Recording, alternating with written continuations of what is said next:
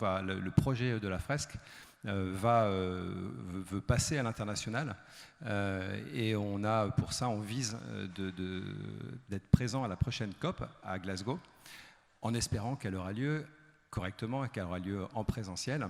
Et le but sur place, c'est de faire un lobbying pour continuer de pousser nos sujets qui sont la sensibilisation aux enjeux climatiques.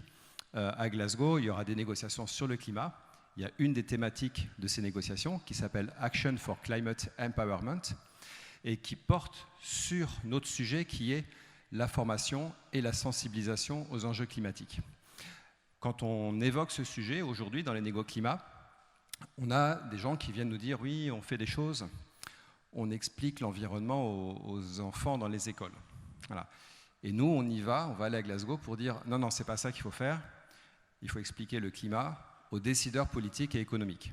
C'est pas juste une histoire d'apprendre à trier ses déchets dans les écoles avec les enfants, c'est surtout une histoire de mettre le sujet au bon niveau chez les décideurs. On a fait des fresques avec des députés, avec des hommes politiques et des femmes politiques. On sait que leur niveau de connaissance sur le sujet n'est pas encore suffisant pour pouvoir prendre des décisions correctement. Et notre combat, il est là, il est d'amener cette connaissance partout. Donc je pense que tous ceux qui sont là ont déjà joué ou animé des fresques. Ça marche avec tous les publics. Et c'est pour ça que c'est important de pouvoir utiliser cet outil à la fois dans les écoles primaires et également avec des membres de COMEX de grandes entreprises, avec des députés, avec des hommes et des femmes politiques. Et c'est ça que l'on vise in fine. Le sujet de la table ronde qui vient, ça va justement être de discuter du rôle que peut avoir une association comme la nôtre, enfin du rôle que porte la sensibilisation dans le débat politique. On va recevoir Étienne Klein et Jean-Marc Jancovici, qui travaillent tous les deux sur ce sujet de la sensibilisation. Donc Jancovici, parce qu'il a depuis très longtemps fait de la vulgarisation, et je pense que la plupart d'entre nous ici, on est venus sur ce sujet grâce à lui, moi y compris. Étienne Klein, il est philosophe des sciences et il travaille sur la relation entre la science et la société, et c'est pile poil dans notre sujet, et c'est la raison pour laquelle on a voulu leur demander d'intervenir ce matin. Voilà, je vais maintenant laisser la parole à Juliette, que vous connaissez certainement tous, qui va animer ce premier débat. Juliette, c'est à toi.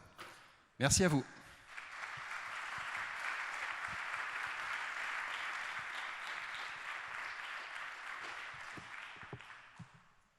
Merci. Alors bonjour à toutes et à tous. Je vais accueillir Étienne Klein.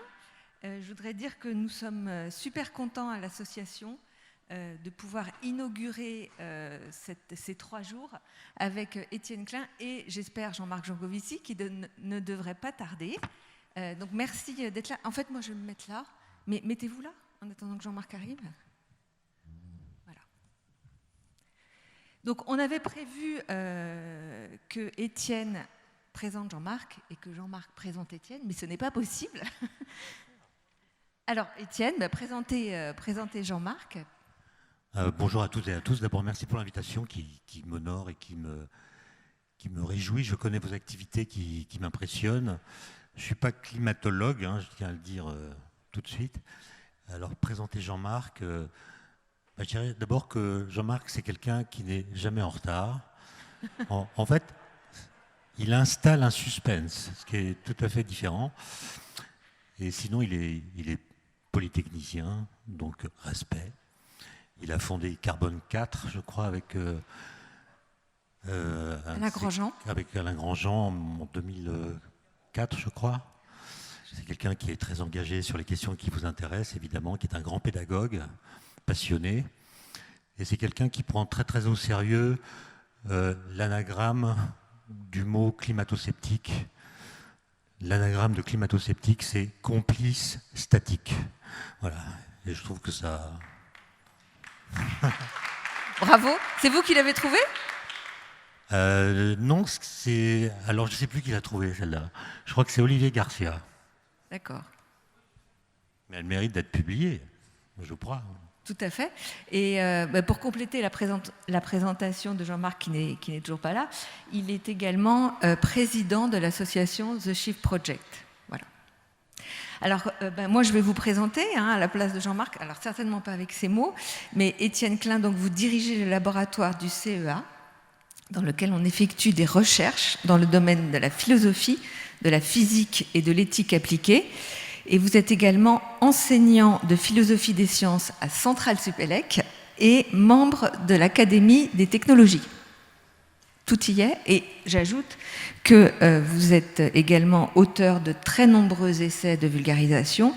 Et même si ce n'est pas vous qui l'avez créé, il y a un site internet en votre nom, voilà, qui a été créé par des étudiants. Oui, je ne l'ai pas créé, ce sont certains de mes étudiants qui, dans leur cadre de projet de fin d'études, ont réalisé, sans m'en parler, un site qui porte mon nom, dans lequel il y a des extraits de livres, des commentaires, des articles, de vulgarisation sur des questions de physique.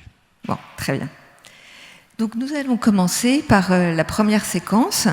J'avais envie, moi, de m'attarder 2 minutes sur les difficultés propres au message, puisque la fresque du climat, son but est de faire comprendre les causes et les conséquences du changement climatique.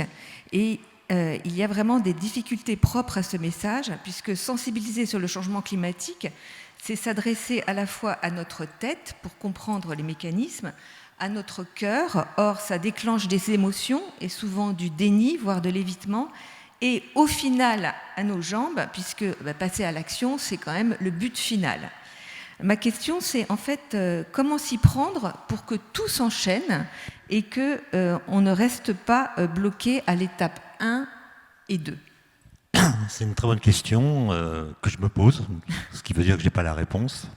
Mais il se trouve que moi, j'ai presque toujours travaillé au CEA, et jamais en climatologie, mais alors que j'ai changé plusieurs fois de laboratoire, il se trouve que le laboratoire dans lequel je travaillais a toujours été à côté du laboratoire de climatologie.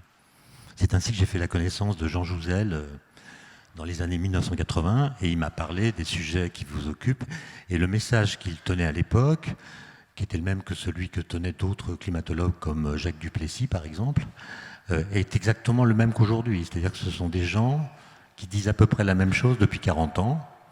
On les écoute plus aujourd'hui qu'à cette époque-là, mais c'est le même message. Et Jean Jouzel et ses collègues, à la machine à café, nous parlaient de ces sujets. Et donc, par contagion, en quelque sorte, on a acquis une certaine conscience de ces problèmes qui s'est évidemment renforcée à la lecture des rapports successifs du GIEC, etc.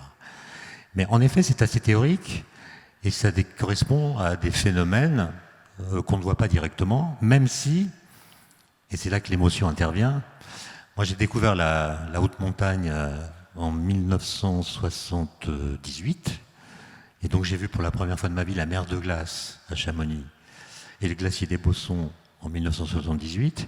Depuis, j'y retourne chaque année. Et je sais exactement où est l'endroit où j'ai appris à chausser des crampons, au pied du glacier des Bossons, qui à l'époque léchait la route. Aujourd'hui, il est 400 mètres plus haut. La mer de glace, elle est plus bas. Elle s'est en quelque sorte effondrée dans la partie basse.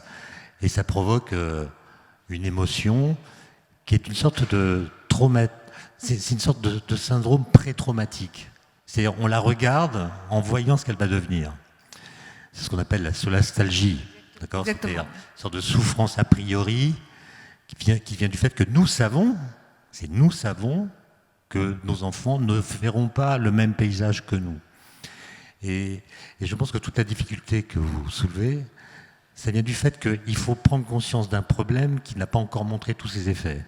Et c'est là qu'on peut établir une connexion avec la pandémie. Par exemple, à un moment, il faut décider de confiner les gens. Et le moment où on les confine est un moment où il n'y a pas tant de cas que ça. Mais on sait que la loi de l'exponentielle étant ce qu'elle est, ce nombre de cas va augmenter. Et donc il faut prendre une décision qui correspond à ce que nous savons qui va se passer si on ne prend pas la décision. Et il faut l'imposer à un moment où les phénomènes sur lesquels on lutte n'ont pas encore l'importance qu'ils vont avoir. Et ça, je pense que c'est très difficile, ça demande une forme de courage quand même. Ça demande aussi une certaine confiance dans ce que disent les scientifiques. Et on peut établir comme ça des similitudes. Et s'agissant du climat, je pense qu'on a tendance aussi à développer ce que Hegel appelait une conscience malheureuse. Conscience malheureuse, c'est quoi? C'est, dit-il, lorsque vous avez conscience d'un problème, vous connaissez la solution de ce problème, mais elle est tellement radicale et tellement difficile à imposer que vous la considérez comme impossible. Donc vous connaissez la solution, mais elle est impossible, donc ça vous met dans une conscience malheureuse qui vient du fait que vous vous sentez impuissant et vous êtes condamné, en fait, non pas à résoudre le problème, mais à vous adapter à ce qui va être. Et je pense que ça, pour nous, pour vous surtout, c'est extrêmement difficile, puisque, comme vous le savez, et comme le disent d'ailleurs les rapports du GIEC, pour les quelques décennies qui viennent, on est dans un régime balistique. C'est-à-dire que quoi que nous allons faire, quoi que nous fassions dans les années qui viennent, ça ne changera pas l'évolution du climat dans les années qui viennent. Et donc, prendre des mesures radicales sans qu'on puisse dire qu'elles ont un effet visible, ça demande une pédagogie d'abord, mais aussi un courage incroyable, qui sont nécessaires pour dépasser à la fois l'optimisme et le pessimisme, qui sont deux attitudes opposées qui conduisent finalement à la même attitude. Quand vous êtes optimiste, vous dites ça va s'arranger, les technologues vont nous sortir d'affaires, les scientifiques vont trouver une nouvelle force fondamentale, on fera de l'énergie autrement. Ça, c'est l'optimisme, qui consiste à attendre que ça s'arrange. Et puis le pessimisme, c'est foutu, donc il n'y a rien à faire. Et vous voyez à quelle vitesse on a remplacé l'expression lutte contre le changement climatique par l'expression adaptation. Vous voyez, ça c'est vraiment intéressant parce que... Mais on fait toujours rien pour s'adapter. Hein. Oui, mais ça interroge la notion de risque. Voilà, ce qu'on appelle un risque. Ce qu'on appelle un risque, il y a plusieurs définitions, mais en fait, on mesure la réalité d'un risque à l'aune de notre capacité à pouvoir le réduire. Autrement dit, nous disons qu'un risque est un risque si on peut imaginer des stratagèmes qui permettent de l'abaisser. Par exemple, quand vous voyez que, et là je remonte à 1976, quand il y avait 16 000 morts chaque année sur les routes françaises, les gens ne parlaient pas de risque, ils parlaient pas de risque automobile. Les gens disaient on veut se déplacer librement, on veut pouvoir aller vite, il y a un prix à payer, très bien. Puis un jour, un député a dit à l'Assemblée vous voyez bien qu'on est en train de tuer la jeunesse de France. Et c'est à ce moment-là qu'une prise de conscience a permis qu'on prenne des mesures pour réduire ce risque. Rond-point, ceinture de sécurité, limitation de vitesse, etc. Mais quand vous n'imaginez plus de mesures capables de réduire le risque, ce risque n'est plus un risque, c'est une fatalité. Et donc je pense que le défi pour vous, c'est de montrer qu'alors même qu'il y a des déterminismes qui sont liés au changement climatique, les équations de la physique sont ce qu'elles sont, alors même qu'il y a des déterminismes, il y a encore des leviers d'action. Et donc, c'est une sorte de pédagogie extrêmement difficile. Il faut alerter sur la gravité de la situation et en même temps donner l'envie d'agir. Et justement, vous parlez de risque. Est-ce qu'il y a encore un risque? Parce qu'un risque, c'est un aléa plus une vulnérabilité. Là, c'est plus tellement aléatoire, le changement climatique. Absolument, mais il y a quand même de l'incertitude qui vient du fait que ce qui va se passer dépend en partie de ce que nous allons faire. Et comme nous ne savons pas dire... J'avais bien dit qu'il n'était jamais en retard, mais il installe un suspense. C'est pas moi, c'est le RER. Ouais. Je peux te donner le message si tu veux. Rétablissement progressif du trafic après livraison en retard des travaux entre Massy-Palaiseau et les Baconnais. Voilà, je peux te dire. C'est recevable. Voilà, donc c'est pas recevable. Qu'est-ce que je disais? On parlait du risque. Oui, je disais, ce qui va se passer dépend en partie de ce que nous allons faire.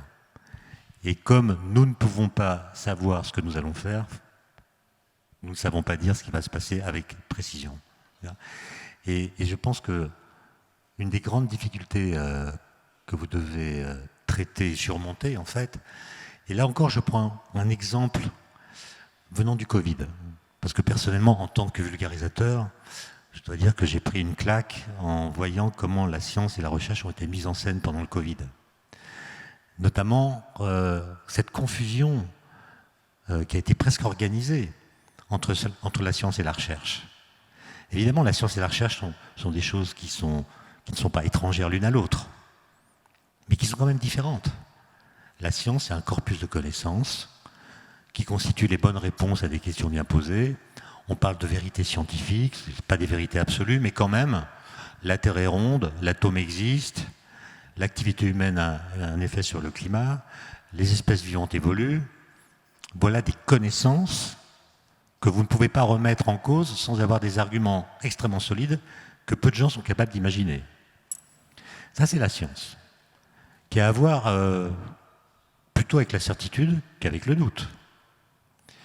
Mais évidemment, ce corpus de connaissances, il est incomplet. Donc il pose des questions dont nous ne connaissons pas les réponses. Et c'est pour ça que nous faisons de la recherche. Par exemple, est-ce que le neutrino est identique à son antiparticule ? Personne n'en sait rien. Les physiciens ne le savent pas et personne d'autre que les physiciens ne le sait. Est-ce qu'il y a une vie extraterrestre ? Personne ne le sait. Donc, on fait des recherches. Donc, vous voyez que le moteur de la recherche, c'est le doute. Et en même temps, c'est son combustible, puisqu'à mesure que la recherche progresse, le doute se déplace. On répond à une question, cette question pose de nouvelles questions, cette réponse, pardon, pose de nouvelles questions, et le doute associé va coloniser un autre champ. Mais donc, vous voyez, quand le doute, qui est consubstantiel à la recherche, vient coloniser l'idée même de science, et c'est ce qui se passe quand on confond la science et la recherche, alors on en arrive à ce raccourci horrible qui est la science, c'est le doute. Et non, les climatologues ne savent pas tout, et c'est pour ça qu'ils continuent à faire des recherches, mais ils savent des choses. Et la priorité, c'est de tenir compte de ce qui est su, et aussi de savoir ce qui n'est pas su. Ce qui suppose que... Alors, je ne sais pas si vous vous considérez comme des militants ou comme des pédagogues, mais je pense que les deux doivent aller ensemble. Si je peux terminer avant que Jean-Marc parle, une anecdote. Il y a un peu plus de... Avant la pandémie, vous vous souvenez, il y avait des grandes manifestations auxquelles peut-être vous participiez, des jeunes pour le climat. Bon.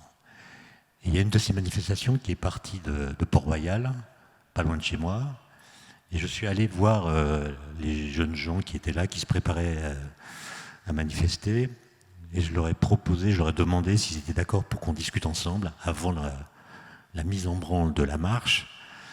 Je leur paie un café s'ils acceptent de discuter avec moi. Il y a eu 10 volontaires. 4 élèves de terminale, 3 élèves de Sciences Po et 3 élèves étudiants en première année d'université. On a discuté pendant 1 heure. J'étais absolument ébahi par leur maturité intellectuelle et politique, leur conscience de la situation, de l'importance des enjeux. Et ils avaient donc une conscience, si vous voulez, bien supérieure à celle que pouvaient avoir les jeunes de ma génération quand on avait leur âge. Donc j'étais impressionné. Mais à la fin, je leur ai demandé, les amis, c'est quoi l'effet de serre ? C'est quoi l'effet de serre ? C'est quoi le mécanisme physique qu'on appelle l'effet de serre ? Et aucun n'a su répondre. Ce qui n'est pas grave du tout, ils sont jeunes, ils ont la vie pour apprendre. Mais vous voyez qu'il y a un moment où la compétence doit se corréler à la militance. Ou plutôt, la militance doit se corréler à la compétence. Sinon, on peut vous retourner comme des crêpes.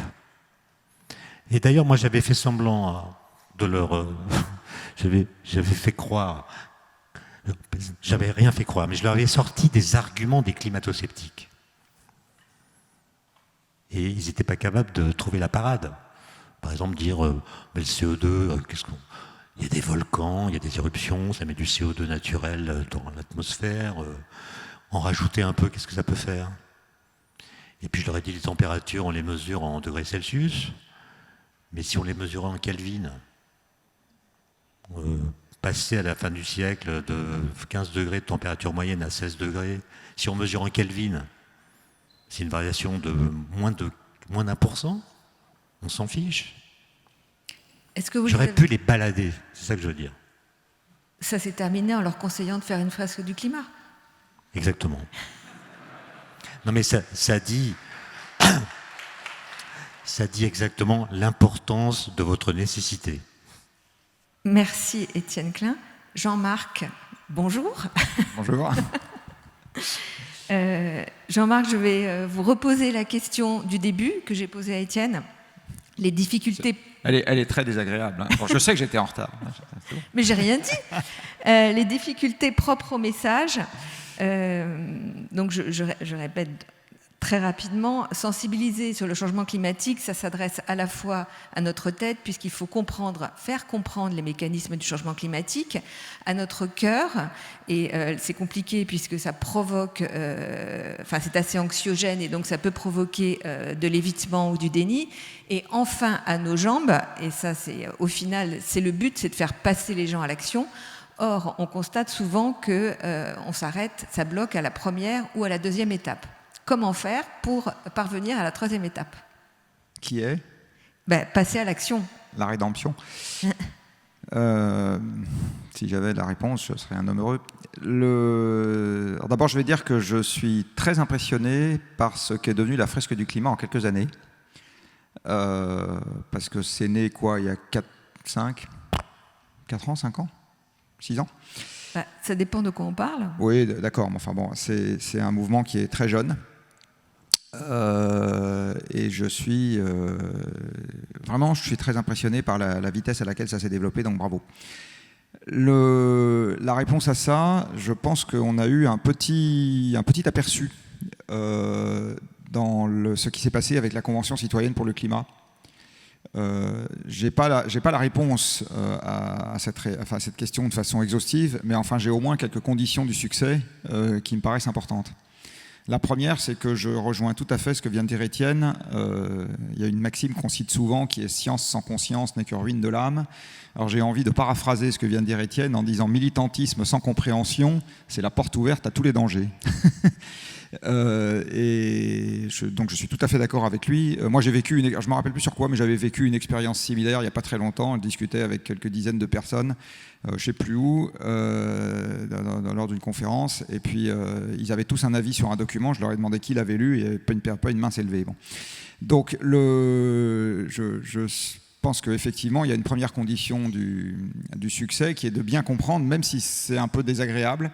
Mais c'est moins désagréable quand on le fait ensemble. Donc il y a un truc que la Convention citoyenne a bien montré, c'est que être plusieurs, avoir un collectif, quand on apprend quelque chose de désagréable, ça lève une partie de l'angoisse par rapport au fait d'apprendre seul.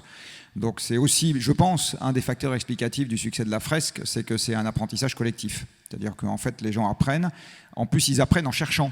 Et quand on cherche, c'est le jeu de piste, c'est les trucs de scouts, etc. C'est toujours plus rigolo que quand on est passif sur un siège, même quand on est plusieurs dans une classe, à apprendre. Donc il y a un côté, j'ai envie de dire, il y a des techniques pédagogiques qui font que la compréhension peut passer plus ou moins facilement.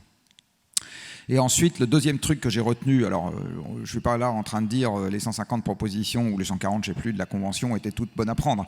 Par contre, ce qui est intéressant, c'est qu'à partir du moment où les gens réfléchissent ensemble et se mettent ensemble à se demander comment on fait pour avancer, c'est plus facile pour eux que quand chacun réfléchit dans son coin. Donc il y a un côté collectif dans le fait de se demander ce qu'on est capable de faire qui renforce, à mon avis, la détermination. Parce qu'une partie des propositions qui étaient faites étaient des propositions qui étaient restrictives, y compris pour les gens qui ont fait les propositions. Et que très probablement, ils n'auraient jamais faites, seuls dans leur coin, avant cet exercice. On le constate également avec une espèce de jeu autour de l'empreinte carbone que Carbone 4 a lancé il y a 1 an et demi, qui s'appelle MyCO2, et du reste qu'on fait souvent en tandem avec la fresque. On s'est rendu compte que de faire ce genre de truc en groupe, dans des réunions Tupperware, en gros, ça a changé la dynamique par rapport à le faire de son côté, tout seul dans son coin, derrière un écran chez soi, puisque des calculateurs d'empreinte carbone, ça existe depuis très longtemps. Et en fait, quand les gens le font seuls dans leur coin, en fait, je pense que s'ils passent à l'action après avoir fait ce genre de truc, c'est qu'ils viennent juste se conforter avec le calculateur sur le fait qu'ils avaient raison de vouloir passer à l'action. Je ne suis pas sûr que ça marche dans l'autre sens. Alors que quand ils font ce genre d'exercice de manière collective, c'est plus facile. Donc je pense que l'un des déterminants du passage à l'action, est dans la forme beaucoup plus que dans le fond, c'est dans le fait de faire des groupes. On le voit bien aussi avec l'action locale, c'est plus facile de faire quelque chose d'utile localement, n'importe quoi, changer le régime alimentaire dans une cantine, n'importe quoi, organiser du covoiturage. C'est plus facile de le faire quand il y a un groupe de gens qui ont envie de faire quelque chose ensemble, plutôt que quand on le fait seul.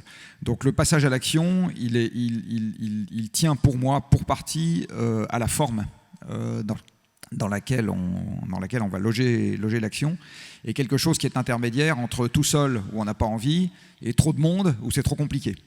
Donc les grands plans venant du haut se heurtent à cette limite. Je ne dis pas qu'ils ne sont pas nécessaires, une planification d'ensemble, je suis le premier à y souscrire, mais ça ne peut pas être suffisant, et en particulier, c'est jamais ça qui déclenchera l'action. On le voit bien, que ce soit dans le monde de la société civile, dans le monde économique, etc. En général, l'action, quand elle se déclenche, elle est toujours à une étape intermédiaire entre l'individu seul et trop de monde, où ça devient trop compliqué de faire des choses. Très bien, merci. Donc, en fait, c'est la démonstration que la fresque du climat, avec son aspect collectif, est vraiment un bon moyen de sensibiliser. Oui, si je reformule, en gros, il faut une initiative. Il y a souvent une initiative dans une action. Donc il y a une initiative qui va avec une capacité pédagogique de la personne qui porte l'initiative et un groupe qui n'est pas trop nombreux en face pour recevoir l'initiative et embrayer dessus. En gros, c'est comme ça que ça se passe. Alors justement, sur la capacité pédagogique de l'animateur ou de l'animatrice, on est souvent confronté à un biais cognitif qu'on appelle de surconfiance, et je me tourne vers Étienne là-dessus. Sur cette question, on peut rencontrer des interlocuteurs, enfin des participants qui pensent déjà tout savoir. Vous avez donné un nom à ce biais cognitif, est-ce que vous pouvez nous en dire deux mots ? Ah non, c'est pas un mot que j'ai inventé, c'est un mot qui était surtout utilisé en anglais, et dans un petit livre que j'ai publié au mois de juillet de l'année dernière, en voyant justement cette mise en scène de la science et la recherche qui m'a traumatisé, je l'ai écrit dans le texte en le définissant, ce mot un peu pédant, c'est l'ultra-crépidarianisme. Alors c'est une histoire de cordonnier. Oui, c'est une histoire de cordonnier, c'est une histoire qui est racontée par Pline l'Ancien. Et un jour, il est allé voir un grand peintre de l'époque qui s'appelait Apelle, et il s'est fait accompagner par son cordonnier. Et le cordonnier a vu qu'un des grands tableaux d'Apelle représentant des personnages, ces personnages avaient des sandales qui étaient mal représentées, mal peintes, pas conformes à ce que sont les sandales dans la réalité. Donc le cordonnier s'est permis de dire à Apelle, les sandales là, ça va pas. Et Apelle a corrigé. En direct, il a corrigé le tableau pour que les sandales soient telles que le cordonnier avait dit qu'elles devaient être. Et ça a beaucoup flatté le cordonnier, qui du coup s'est enhardi et a critiqué aussi la façon de peindre les toges. Et là, Apelle a dit au cordonnier, calmos, la compétence du cordonnier s'arrête à la sandale. Ce qui donne en latin sutor ne supra crepidam. Donc l'ultra-crépidarianisme, c'est le fait de parler au-delà de ses compétences. Ce qui est une très bonne chose dans la vie publique. Enfin, je pense que le lien social, la vie démocratique, elle exige que chacun d'entre nous pratique l'ultra-crépidarianisme. Quand vous allez au café avec vos amis, vous parlez de tout, y compris de sujets pour lesquels vous n'avez pas un doctorat. Donc la vie de la cité suppose qu'on parle, qu'on se sente autorisé à parler de tout. Sauf qu'il y a des situations, notamment scientifiques, où il y en a qui savent plus que d'autres. Et puis il y a aussi des situations plus intéressantes où personne ne sait. Personne ne sait. Et à ce moment-là, la bonne attitude, c'est l'humilité. Or, parfois, quand personne ne sait, les gens arrogants font croire qu'ils savent. C'est par exemple ces tweets qu'on voyait au début de la pandémie, je ne suis pas médecin, mais je pense que... Donc vous avouez votre incompétence de médecin, ce qui est honnête, et après vous délivrez une ordonnance. C'est louche. Voilà. Mais alors justement... Excusez-moi, il y a une chose qui est pire que l'ultracrépianisme. C'est encore un nom un peu pédant, c'est ce qu'on appelle l'ipsédixitisme. L'excès de L'ipsédixitisme. Alors ça, c'est du latin, c'est ipsédixit, le maître l'a dit. Le maître l'a dit, donc comme il a raison, c'est le maître, je n'exerce plus mon esprit critique. Dans sa forme dégradée, ça donne l'effet gourou. L'effet gourou. Et vous choisissez la personne qui fait autorité pour vous, et puis tout ce qu'elle dit, vous le buvez comme une parole d'évangile, sans jamais voir si ce qui est dit là est vrai ou pas. Et on a vu, c'est un parallèle encore possible entre le Covid et le climat. En France, on a eu notre petit gourou. Voilà. Et puis, pour ce qui est du climato-scepticisme, on a eu aussi nos petits gourous. Voilà. On n'y comprend rien, nous, mais ils disent que le changement climatique n'est pas dû à l'activité humaine. On les croit. Leurs arguments... Oui. Et dans les deux cas, les arguments sont des arguments de bon sens. Comment faire ? En fait, on demande à la science de se ranger sous la coupe de l'opinion. On fait un sondage le 5 avril 2020 pour savoir si tel médicament est efficace contre le coronavirus. On demande aux gens, est-ce que ce médicament est efficace ? On ne leur demande même pas, est-ce que vous pensez qu'il est efficace ? On leur demande de dire s'il est efficace. À une époque où personne ne connaît la réponse, puisque pour le savoir, il faut des études statistiques que personne n'a eu le temps de faire. Eh bien, 80% des gens ont répondu oui ou non à cette question. Et donc la question, c'est la vôtre, c'est d'où vient notre promptitude à nous déclarer experts à propos de questions dont personne ne connaît la réponse. Et surtout, comment lutter en tant qu'animateur ou animatrice de la fresque du climat comment contourner cet obstacle quand on est face à des gens qui croient déjà tout savoir. Jean-Marc, est-ce que vous avez des astuces ? C'est un travers qui, pour moi, est un travers normal, parce que ça représente un gain de temps dans l'envie de comprendre ce qui nous entoure. Dans un des bouquins de Sébastien Boller, sur lequel moi j'ai rien à dire, sur la partie purement neurologique, j'ai envie de dire, savoir si ça vient d'ici ou de là, ou je sais pas quoi dans la cervelle, m'intéresse qu'à moitié. Par contre, il a souligné qu'il y avait un facteur qui était important chez nous, qui était d'accumuler de l'information, parce que c'était quelque chose qui renvoyait à une époque où avoir plus d'informations sur l'environnement était un facteur de survie.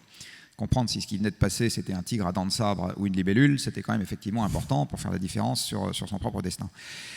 Et donc, comme on est des animaux accumulatifs sur l'information, tout ce qui nous permet de gagner de l'information plus rapidement est un truc qui, en général, est confortable pour nous, etc. Et le processus qui vient d'être décrit est un processus qui, au fond, est un processus de gain de temps. C'est-à-dire ne pas réfléchir et prendre pour argent comptant ce qui a été dit par quelqu'un d'autre. La motivation intrinsèque de ce truc-là, c'est qu'on pense gagner du temps. On se dit, il y a quelqu'un d'autre qui a réfléchi pour moi, etc. Et donc, la bonne question, c'est pas tellement de lutter contre ça. Enfin, si, il faut un peu lutter contre ça. Il faut surtout, à mon avis, apprendre aux gens des règles de processus pour qu'ils comprennent à qui ils peuvent faire confiance sur quoi. Faire confiance à mon charcutier sur la façon de faire du fromage de tête, c'est pas lui faire confiance sur la façon de guérir le Covid. Bon. Donc, tout le monde a un domaine de compétences. Tout le monde, c'est la question tout à l'heure des toges et des sandales, tout le monde n'est pas compétent sur tout. Et en fait, la question qui est importante, et je pense que la fresque du climat peut servir à ça, c'est faire comprendre les règles de processus qui permettent d'accorder sa confiance à quelqu'un sur un sujet et de comprendre que ça doit se limiter à ce sujet et que sur d'autres, et en gros comprendre rapidement comment est-ce qu'on fixe une limite entre ce sur quoi la personne est compétente et ce sur quoi elle n'est pas compétente. Par exemple, dans le domaine du changement climatique, il y a un truc que font tous les journalistes parce qu'ils manquent de temps et une fois qu'ils ont quelqu'un sous la main, ils vont lui faire la totale, c'est passer de la définition du problème à ce qu'il faut faire pour régler le problème. Bon, il se trouve que c'est juste pas les mêmes. Donc, quand on demande à Hervé Le Treut ou Jean Jouzel de définir le problème, ils font partie des gens compétents pour ça. Si on leur demande s'il faut faire plutôt des éoliennes ou limiter la taille des voitures, c'est pas du tout leur domaine de compétence. Sauf que journaliste qui passe par là, il se dit bon, moi j'en tiens un. Et ce qui intéresse mes auditeurs, c'est d'avoir le bouquin du début à la fin, introduction, développement, conclusion. Donc, paf. Bon. Et c'est difficile à ce moment-là de dire je ne sais pas. Donc, il y a des gens qui y arrivent, il y a des gens qui n'y arrivent pas. C'est difficile.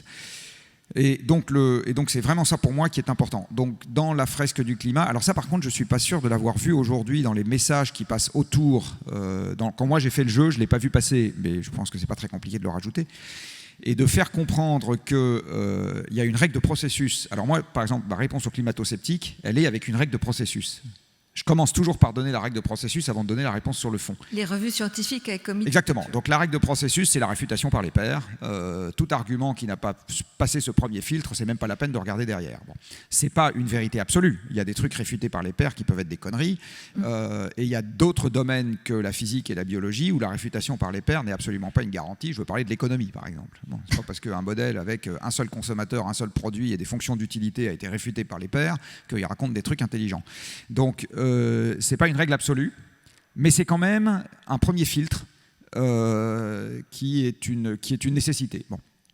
Il se trouve, moi c'est un truc que je dis souvent, que dans le domaine des sciences du climat, je n'ai jamais vu un argument climato-sceptique, je dis bien pas un, qui ait passé la rampe de la publication dans une revue à comité de lecture et qui n'ait pas été réfuté par le même canal. Dit autrement, il n'y en a pas un. Vous pouvez chercher, il n'y en a pas un. S'il y a des gens joueurs, je vais bien prendre les paris à la sortie de la salle, vous n'en trouverez pas un.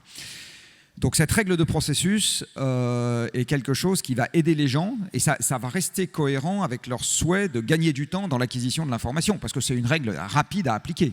Je veux dire, savoir si ça a été publié ou pas publié, c'est assez rapide à appliquer comme règle. Et quelque part, c'est même parfois plus rapide à appliquer comme règle que de rentrer dans le détail de pourquoi est-ce que dans le passé la température a pu précéder le CO2 et maintenant c'est l'inverse. Donner l'explication de ce truc-là, c'est plus long que de donner juste la règle de processus.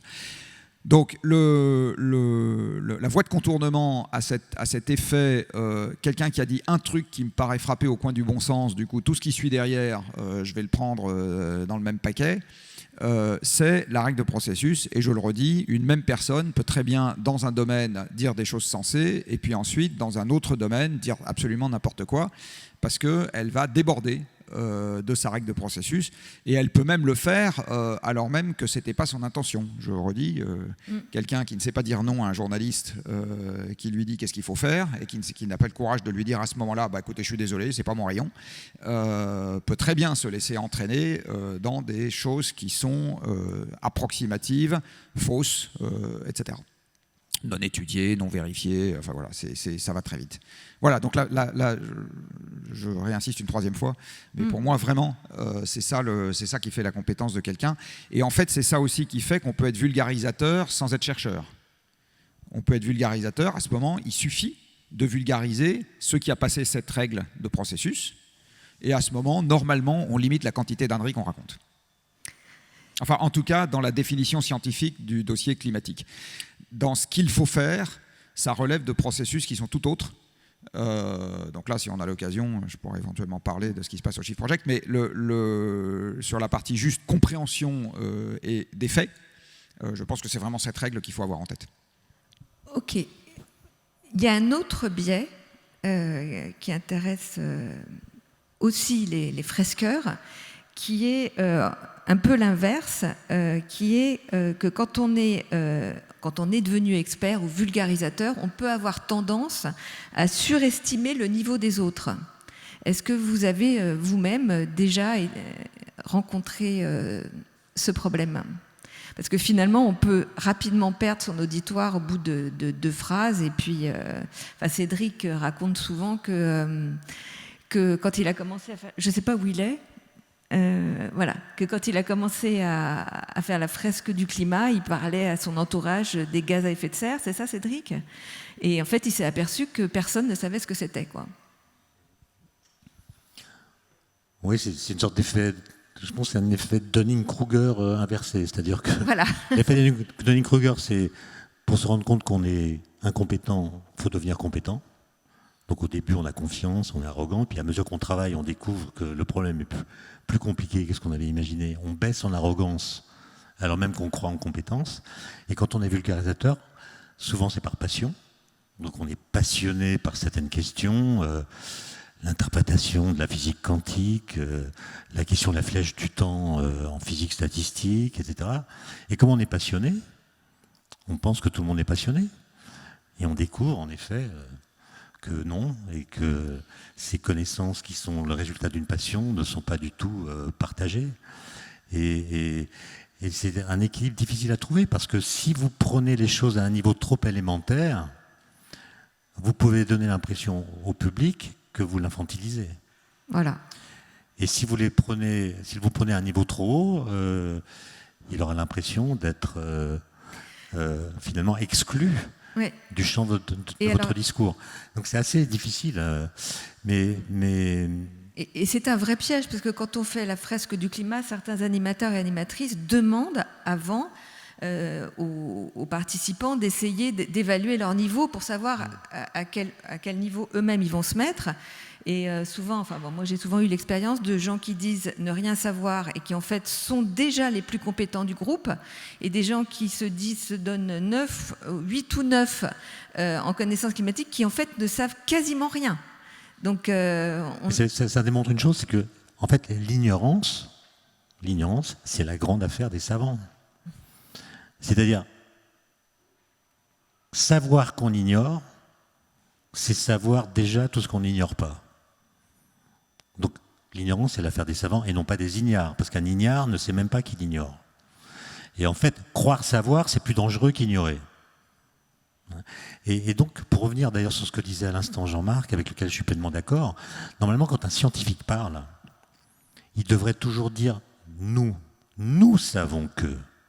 C'est pas lui qui sait, c'est l'ensemble des gens qui ont discuté des mêmes questions, qui se sont parfois disputés, mais à la fin, si les choses se sont bien passées, ils parviennent ensemble à faire parler un bout du réel, et ils sont d'accord sur ce qu'il faut dire. Donc ils disent « nous savons que ». Et ensuite, ils pourraient ajouter « et nous nous demandons si ». Vous voyez que cette phrase, en 2 parties, sépare la science de la recherche. Nous savons que c'est la science, nous nous demandons si c'est la recherche. Simplement, quand vous êtes à la télévision, en réponse à une question d'un journaliste, vous répondez « je ne sais pas ». Ou mieux, « nous ne savons pas ». Nous ne savons pas. Une partie de l'opinion va considérer que vous êtes un mauvais chercheur. Parce qu'un mauvais chercheur, c'est quelqu'un qui répond à toutes les questions. Un bon chercheur, pardon, c'est quelqu'un qui répond à toutes les questions, c'est un savant. Et du coup, vous serez médiatiquement détrôné par des gens qui ne disent jamais « je ne sais pas ». Et donc, je pense qu'il faut apprendre à parler d'une façon qui fasse la part des choses, ce qui est su collectivement et ce qui n'est pas su. Sinon, on crée de la confusion, et cette confusion est, à mon avis, le plus grand ennemi de la pédagogie. J'ajoute juste une chose, si je peux me permettre. Je suis tombé par hasard sur un texte de Thomas Hobbes, qui s'appelle le Léviathan, que vous connaissez. Il dit un truc qui était donc vrai à l'époque, puisqu'il le dit, mais qui est encore plus vrai aujourd'hui. Il dit en gros que notre passion est sélective. Par exemple, il y a des vérités qu'on ne conteste pas, soit parce qu'on les ignore, soit parce qu'elles nous sont indifférentes. Et il parle des vérités de la géométrie. La somme des angles d'un triangle, c'est 180 degrés. Ça gêne personne. Ça ne menace les intérêts de personne. Ça ne contrecarre les ambitions de personne. Donc ce sont des vérités qui ne sont pas contestées. Mais il dit, si ces théorèmes de géométrie nous dérangeaient, ou dérangeaient le pouvoir de quelques-uns, on organiserait des bûchers des livres de géométrie. Eh ben ça, c'est l'affaire du climat. C'est-à-dire que vous voyez bien qu'il y a des vérités de science qui sont contestées par personne. Quand on a découvert le boson de Higgs en 2012, ou bien les ondes gravitationnelles en 2016, est-ce que vous avez vu des livres en librairie intitulés « Ma vérité sur le boson de Higgs » Ma vérité sur les ondes gravitationnelles. Non, personne n'a écrit ça. Parce qu'en fait, le boson de Higgs, on s'en fout. Les ondes gravitationnelles, on s'en fout. Mais quand les thèses climatiques, enfin des climatologues, sont devenues difficiles à contester, donc très dérangeantes, on a vu des livres Ma vérité sur la planète. Autrement dit, nous ne contestons que les vérités scientifiques qui nous dérangent. C'est-à-dire qui nous obligent à changer nos modes de vie, à réfléchir à notre situation, à tenir compte des leçons du passé visibles dans le présent pour modifier notre vision du futur, etc. Et ça, c'est un exercice très difficile qui, du coup, provoque des résistances qui sont pour vous des obstacles. Merci. Jean-Marc voulait dire quelque chose là-dessus pour rebondir sur... Est-ce que ça vous est déjà arrivé de dire « je ne sais pas », Jean-Marc ? Oui, bien sûr. Pas assez souvent du reste, mais à mon avis, oui. Oui, bien sûr. Sur la question du biais de confiance sur on n'a affaire qu'à des gens qui savent, il y a une petite astuce qui consiste à essayer de parler à plein de gens qui ne nous ressemblent pas, parce que ça nous ramène sur Terre. Parler à l'occasion, j'en sais rien, moi, aux commerçants du marché, aux chauffeurs de bus, à l'employé de la gare, enfin, je veux dire, à des gens qu'on... Voilà. Parce que c'est un très bon exercice salutaire. Voilà, il faut éviter le communautarisme, ne fréquenter que des gens qui nous ressemblent. Ça, c'est un travers pas toujours facile à éviter, dans lequel je tombe moi-même de temps en temps. Mais voilà, comme j'ai quelques cheveux blancs, maintenant je sais qu'il faut éviter de faire ce genre de truc. Et il ne faut jamais hésiter à dire je ne sais pas, même si je suis d'accord avec ce qu'a dit Étienne sur le fait que de temps en temps, face à un journaliste, alors que ce soit dérangeant, c'est dérangeant face au journaliste parce que ça lui fait perdre du temps, parce que du coup il a besoin de 2 personnes au lieu d'une. Je ne suis pas complètement convaincu que face à l'audience ce soit si dérangeant que ça, parce que tous les gens qui écoutent se sont retrouvés eux-mêmes dans une situation où un jour ils ont dû, à défaut de le dire, au moins se dire qu'ils ne savaient pas. Donc dire je ne sais pas, voilà, où est-ce que tu as mis les clés, je ne sais pas. Tous de temps en temps, on a dû dire. Tu as mis les clés du climat. Ouais, tu as mis les clés. Voilà. Donc tous, on a dû dire un jour je ne sais pas. Donc en tout cas moi ça me pose strictement aucun problème de dire je ne sais pas. Et on peut en profiter à l'occasion pour expliquer pourquoi on ne sait pas. Et à ce moment, ça renforce souvent la crédibilité sur ce qu'on dit savoir. Tout à fait, oui. Et justement, Jean-Marc, quand vous vous adressez hors du cercle des gens qu'on côtoie habituellement, les exemples que vous avez donnés, est-ce que vous avez déjà eu des réactions qui vous ont déstabilisé ? Les réactions, oui. Alors, je vais vous donner une vraie anecdote en matière de je sais, je ne sais pas. Je ne vous dirai pas qui c'est parce que c'est vraiment salaud. Mais, il y a quelques mois, j'ai discuté avec un des ministres du gouvernement actuel. Qui ne savait pas, enfin exactement, qui croyait que la baisse des émissions de gaz à effet de serre d'un pays modifiait le climat du pays en question. Oh non.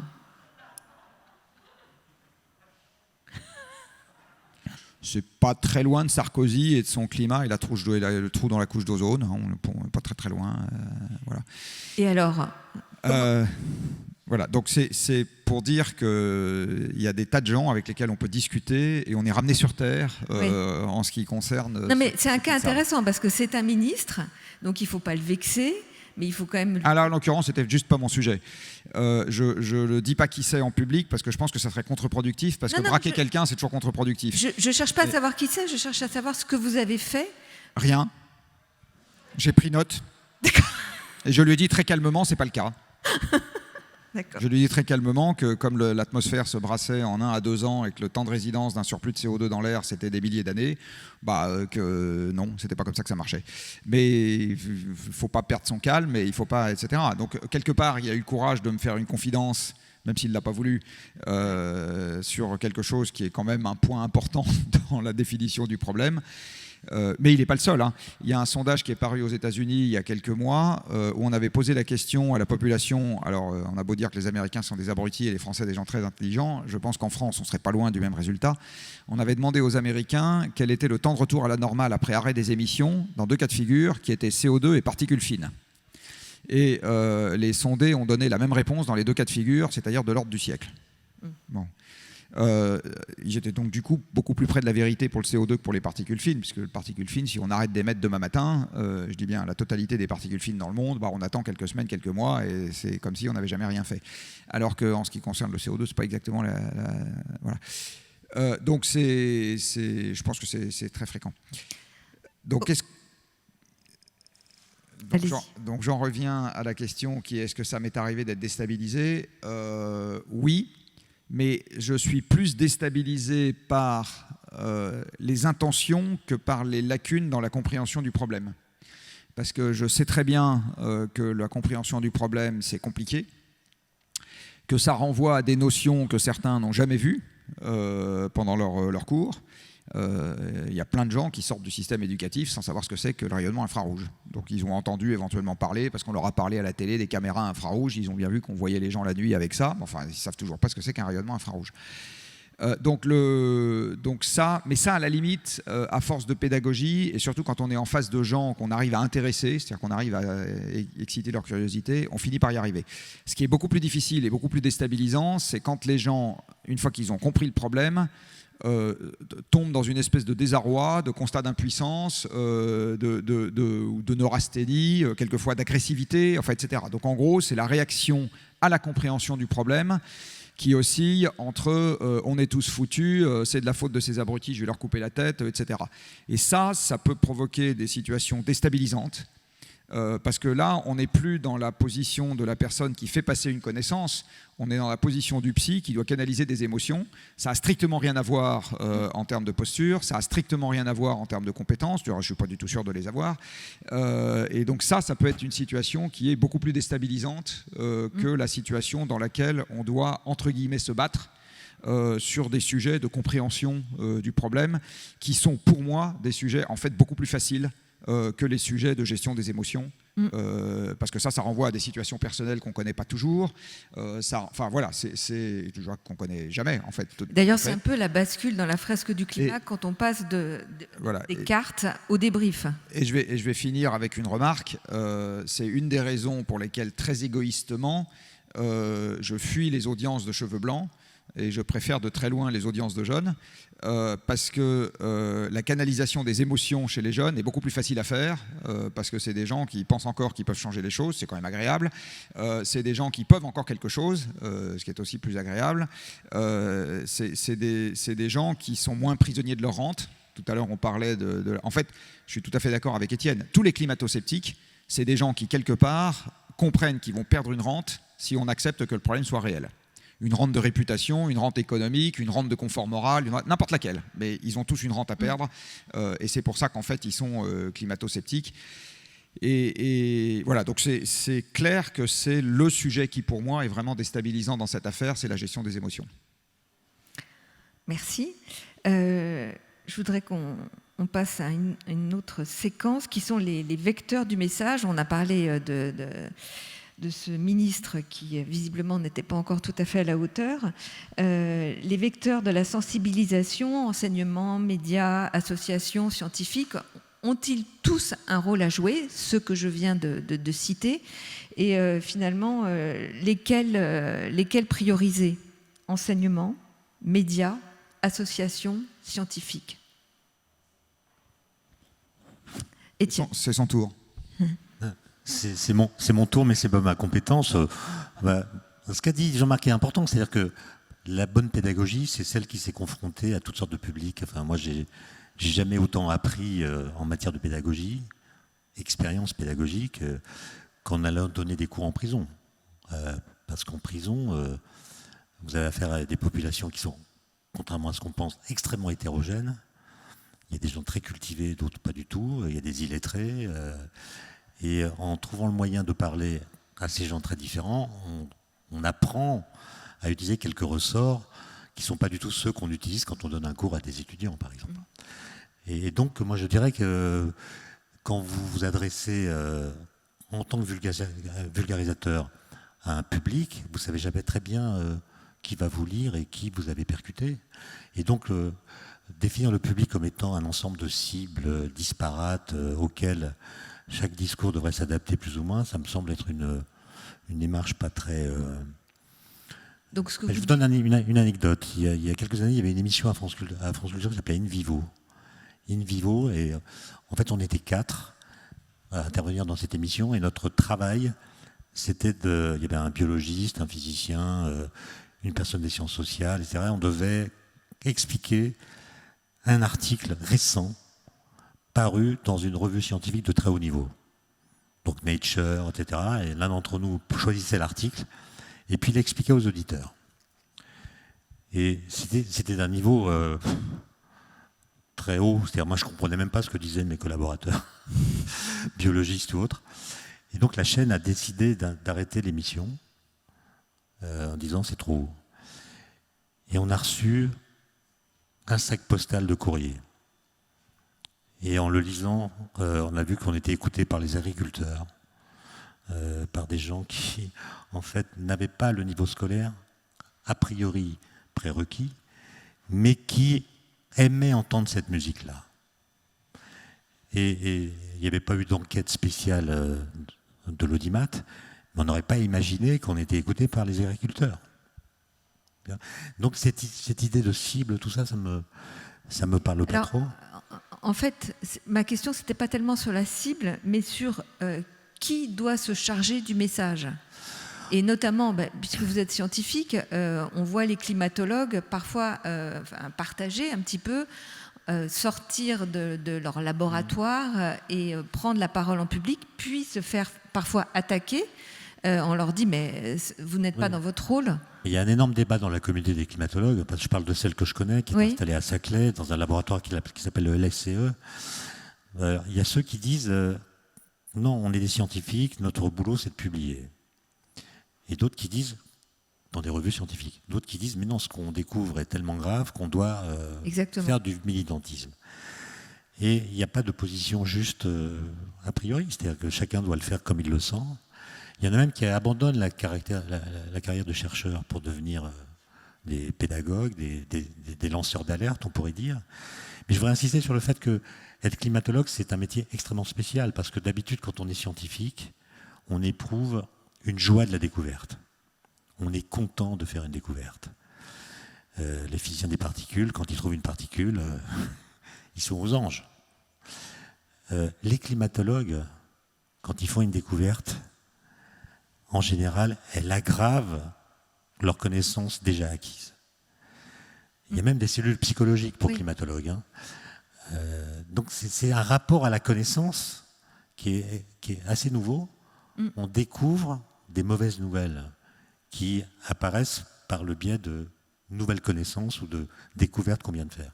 Et ça, vous voyez que ça a l'air anodin, mais en fait, ça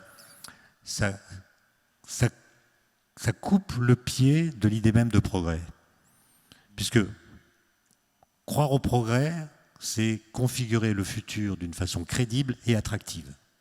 Le futur sera mieux que le présent, et l'image qu'on s'en fait est crédible parce qu'elle est cautionnée par la science. C'est la science qui est le moteur de l'idée de progrès.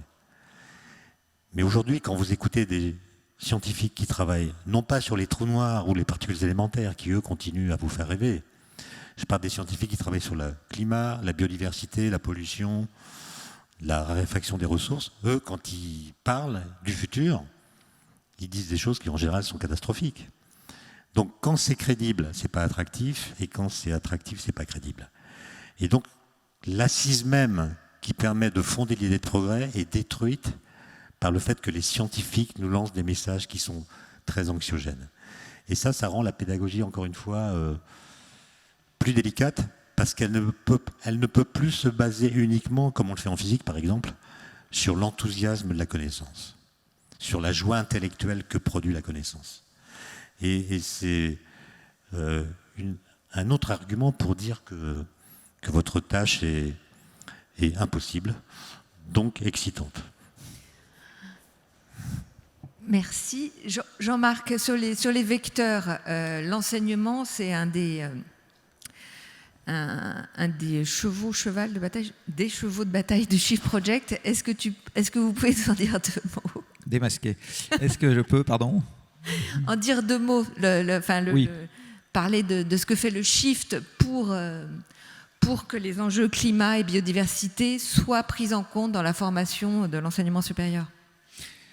Alors la question du changement climatique, elle touche tous les compartiments de la société et chacun d'entre nous. Donc effectivement, au Shift Project, on pense, mais je pense qu'à la fresque du climat, on pense exactement la même chose, qu'il faut faire partager la compréhension des enjeux et faire naître le débat sur qu'est-ce qu'on fait maintenant auprès du plus grand nombre. Alors les moyens de diffusion en masse de l'information, il y en a 3. Il y a la formation initiale, il y a les médias. Alors, dans les médias, maintenant, il y a un ensemble protéiforme, parce que quand j'étais petit, il y a très très longtemps, les médias, c'était les journaux, la télé, il n'y avait pas Internet. Aujourd'hui, j'ai envie de dire, toute personne qui fait un bout de chaîne YouTube ou un bout de site Internet peut rentrer de fait dans les médias. Et donc c'est devenu, par exemple, Thinkerview, à mon avis, plus d'audience que la quasi-totalité des émissions de LCI, de la chaîne parlementaire. Voilà. Donc ça s'est un peu déplacé. Mais en gros, les médias et puis la formation continue. Donc il y a trois vecteurs de diffusion en masse. On ne peut pas se permettre d'en laisser un de côté, parce que l'essentiel de la population actuelle, elle est sortie du système de l'enseignement initial. Donc si on dit c'est juste une affaire d'enseignement initial, eh ben on zappe 80% des gens qui sont quand même pas morts demain matin. Et donc on ne peut pas dire ces gens-là ne vont... Voilà. Dans le cadre de la formation continue, c'est pas nécessairement très facile de faire rentrer cette question-là. Donc quelque part, la fresque du climat, c'est de la formation continue. C'est exactement ça. Du reste, je pense qu'une partie des entreprises le prennent exactement comme ça. Le prennent comme quelque chose qui rentre dans la formation continue. Donc pour moi, c'est là-dedans que vous êtes capable de vous inscrire. C'est aussi un outil pour la formation initiale, parce qu'il y a aussi des établissements d'enseignement qui s'en servent. Mais je veux dire, c'est aussi un vecteur important pour la formation continue. Et enfin, il y a les médias.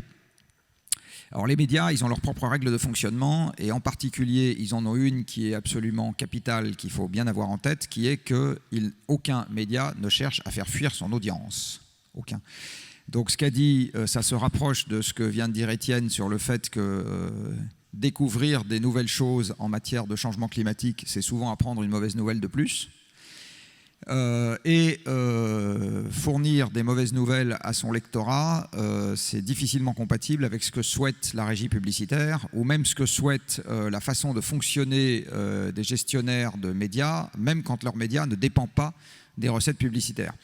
Par exemple, la démagogie de l'audience frappe tout autant Radio France que TF1. Il n'y a pas de différence pour ce que j'en connais. Donc il y a un sujet, il y a une barrière à l'entrée très forte de ces sujets-là dans les médias, c'est qu'ils sont difficilement compatibles avec le fonctionnement même d'un média, qui est de ne pas faire fuir les gens dont il s'occupe. Après, il y a d'autres limites dans les médias, Juliette doit bien connaître puisqu'elle y est passée, qui sont la spécialisation qui rend difficile de traiter un problème transverse. Le changement climatique, c'est un problème transverse. Et quand les gens sont organisés avec un secteur économique, un secteur automobile, un secteur chien écrasé et un secteur politique, très compliqué de faire rentrer un sujet transverse. Et puis, il y a un sujet de compétence des journalistes eux-mêmes et par ailleurs de prétention des journalistes eux-mêmes. Là, je vais la nommer. Léa Salamé a reçu hier ou avant-hier, et de Morand, là, Tintin là, du point Tirole et Gaulier. Et Blanchard. Tirole et Blanchard. Et elle a dit, si je n'ai pas mal entendu, dans ce rapport passionnant, dit-elle, pour introduire un rapport de 500 pages sorti la veille, dont évidemment elle n'a pas lu une page. Donc quand elle dit dans ce rapport passionnant, c'est quand vous dites qu'un roman est passionnant, en général vous l'avez lu, quoi. Je veux dire, c'est rare que vous disiez qu'un roman est passionnant, qu'un bouquin d'Étienne est passionnant si vous ne l'avez pas lu. Laissez croire, donc là c'est un mensonge. Dire ce document passionnant, c'est implicitement un mensonge. Donc il y a plein de problèmes dans les médias qui rendent très difficile la transmission de l'information. Par ailleurs, les journalistes sont des gens entre guillemets ordinaires. Donc quand ils deviennent journalistes ou quand ils sont journalistes, ils sont sensibles comme tout le monde au oui-dire dans tous les domaines dans lesquels ils travaillent. Quand vous rentrez à la rédaction de France Info, le premier truc que vous voyez, c'est une pile de journaux hautes comme moi. Donc c'est la raison pour laquelle ils n'arrêtent pas de se copier les uns les autres. En fait, leur première source d'inspiration, c'est ce qu'a dit le voisin. C'est pour ça que les sujets tournent en boucle. Donc il y a plein de limites intrinsèques dans tous les vecteurs de diffusion de l'information. À l'Éducation nationale, il y a une limite intrinsèque, c'est qu'on ne forme pas sans former les enseignants. Dans le système de l'éducation nationale, vous ne pouvez pas remplacer, les enseignants ne sont pas vacataires, donc vous ne pouvez pas les remplacer par des gens qui sont capables de faire l'enseignement en disant eux ils ne sont pas bons, donc non, vous les formez. Je ne dis pas que c'est bon ou mauvais, je dis c'est comme ça, voilà. C'est long, il faut trouver les bons formateurs. Quand vous leur donnez des outils qui sont les manuels scolaires, il faut trouver les gens qui vont bien faire les manuels scolaires. Et quand vous regardez, alors tout ça c'est des points de détail, hein. Quand vous regardez qui fait les manuels scolaires et comment et qui vérifie ce qu'il y a dans les manuels scolaires, c'est une vraie question. Je ne sais pas bien comment ça marche, mais en tout cas ça marche pas bien parce qu'on trouve des conneries grosses comme moi et même 2 fois grosses comme moi dans les manuels scolaires sur les sujets de climat et d'énergie et qui ressemblent au oui-dire que vous avez trouvé la veille dans Le Figaro ou sur France Inter. Donc il y a un vrai sujet de savoir où est la buse d'injection quand on veut changer le système. C'est compliqué. Donc tout le monde doit y participer, mais une fois qu'on a dit ça, on n'a rien dit, parce que c'est à ce moment que les vrais problèmes pratiques commencent, encore une fois. Si on veut faire droit à ces sujets, les journées ne faisant que 24 heures, il faut nécessairement évacuer autre chose. Parce qu'on ne va pas faire des programmes pour que les gens apprennent le jour et la nuit. En général, la nuit, les gens dorment, enfin, ils sont priés de dormir. Donc, si on se met à donner beaucoup de place à des sujets nouveaux, il faut savoir qu'est-ce qu'on évacue dans les sujets anciens. Est-ce qu'on fait un peu moins de géographie, un peu moins d'histoire, un peu moins de latin, un peu moins d'anglais, un peu moins de physique? Moins de latin, non, parce que... Voilà. Et à chaque fois, on fait gueuler quelqu'un. Non, mais à chaque fois, on fait gueuler quelqu'un. Ah non, on va quand même pas toucher à ça. Bon. Donc, c'est des sujets compliqués partout et tout le temps. Alors, une fois que j'ai dit ça, ça explique pourquoi au Shift Project, on a commencé par s'attaquer aux sujets les plus faciles. Donc, les sujets les plus faciles, c'est l'enseignement supérieur, là où il n'y a que des vacataires, c'est-à-dire les grandes écoles, parce que c'est là qu'on a affaire aux gens qui sont les plus facilement atteignables en termes de connaissances préalables. Et avec un corps enseignant qu'on peut changer très facilement. Je veux dire, moi je suis vacataire aux mines, on peut demain matin me dire, écoute, on t'a assez vu, maintenant on va changer le programme, on va plus faire ce que tu fais, on va faire un truc sur les plantes vertes. Dehors, on va prendre quelqu'un qui sait dire quelque chose sur les plantes vertes. C'est très facile à faire, c'est très rapide, c'est très, etc. Donc c'est pour ça qu'on a commencé par la première marche de l'escalier, celle qui était la plus facile, et il faut aller jusqu'à la dernière. La dernière, c'est toute l'éducation nationale, mais donc ça veut dire un énorme programme de formation continue pour les enseignants, parce que sauf erreur de ma part, je crois que des enseignants dans le système éducatif français, on doit en avoir de l'ordre du million, donc c'est pas une petite population, on va pas faire ça en 35 secondes, donc il y a un dispositif à mettre en place pour ça. Auquel vous pouvez participer, soit dit en passant, hein, parce que voilà. Et je vais finir sur juste une anecdote ici. Il y a une grosse dizaine d'années, j'ai fait brièvement partie d'un comité d'experts de la Fondation Ellen MacArthur en Grande-Bretagne, qui a 10 fois le budget de la FNH en France, hein, et dont la mission est de faire du matériel pédagogique pour le monde enseignant anglais. Donc en fait, ils ont dit, là il y a un point de blocage qui est la qualité du matériel pédagogique qu'on donne aux enseignants pour qu'ils soient capables de parler correctement des sujets environnementaux. Et donc, leur seule mission, c'est de faire ce genre de choses. Donc, en fait, ils se substituent au Nathan et au Hatier en faisant des manuels qu'ils considèrent comme étant, ou du matériel pédagogique qu'ils considèrent comme étant en raccord avec les faits et utilisant des ressorts pédagogiques qui permettent de parler à peu près n'importe qui. Merci. Juste quelques mots sur les publics cibles du message. Donc, Étienne Klein, vous disiez que pour vous, il n'y avait pas un public... parce que souvent, on peut se demander par qui commencer, les citoyens, les politiques, les entreprises, les financiers. Alors, je repasserai la parole à Jean-Marc après, parce qu'au Shift, vous avez bien défini votre cible, mais je voudrais d'abord entendre Étienne Klein sur ce sujet. Moi, je n'ai pas fait de pédagogie sur le climat, non, je ne me sens pas autorisé à le faire. Je suis plutôt du côté des récepteurs. Mais pour ce qui me concerne, moi, je me suis intéressé à un premier public qui était les philosophes. Tout simplement parce qu'il y a des mots qui sont communs aux deux disciplines. Je parle de la physique et de la philosophie. Par exemple, le mot temps, c'est un mot qu'utilisent les physiciens et un mot qu'utilisent les philosophes. Et donc moi, je me suis posé des questions très naïves. Est-ce que quand un physicien parle du temps, il parle de la même chose qu'un philosophe qui parle du temps ? Si la réponse est non, ils parlent de choses différentes. Pourquoi c'est le même mot? Et si au contraire on considère qu'ils parlent de la même chose, il y a une autre question qui apparaît, c'est est-ce qu'ils disent les mêmes choses de cette même chose? Et la réponse est évidemment non. Hein. Einstein ne parle pas comme Heidegger.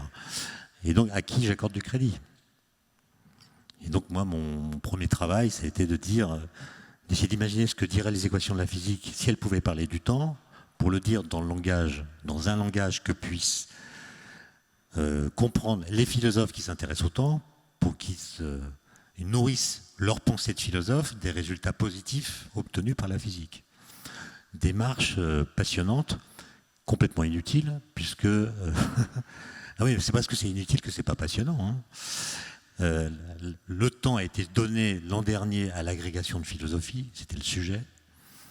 Et les livres que devaient lire les candidats à l'agrégation, la liste est publiée, c'est Aristote, Saint-Augustin, Kant, Heidegger, Merleau-Ponty, Bergson, Husserl. Bon. Einstein, non. Newton, non. Boltzmann, non. Et donc, on continue à faire comme si le temps était une question que la philosophie pouvait traiter de façon autonome à partir de son propre passé.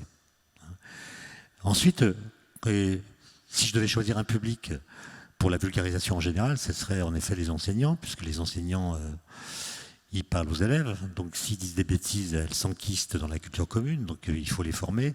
Simplement, ils sont soumis à des injonctions de toutes sortes de catégories de gens.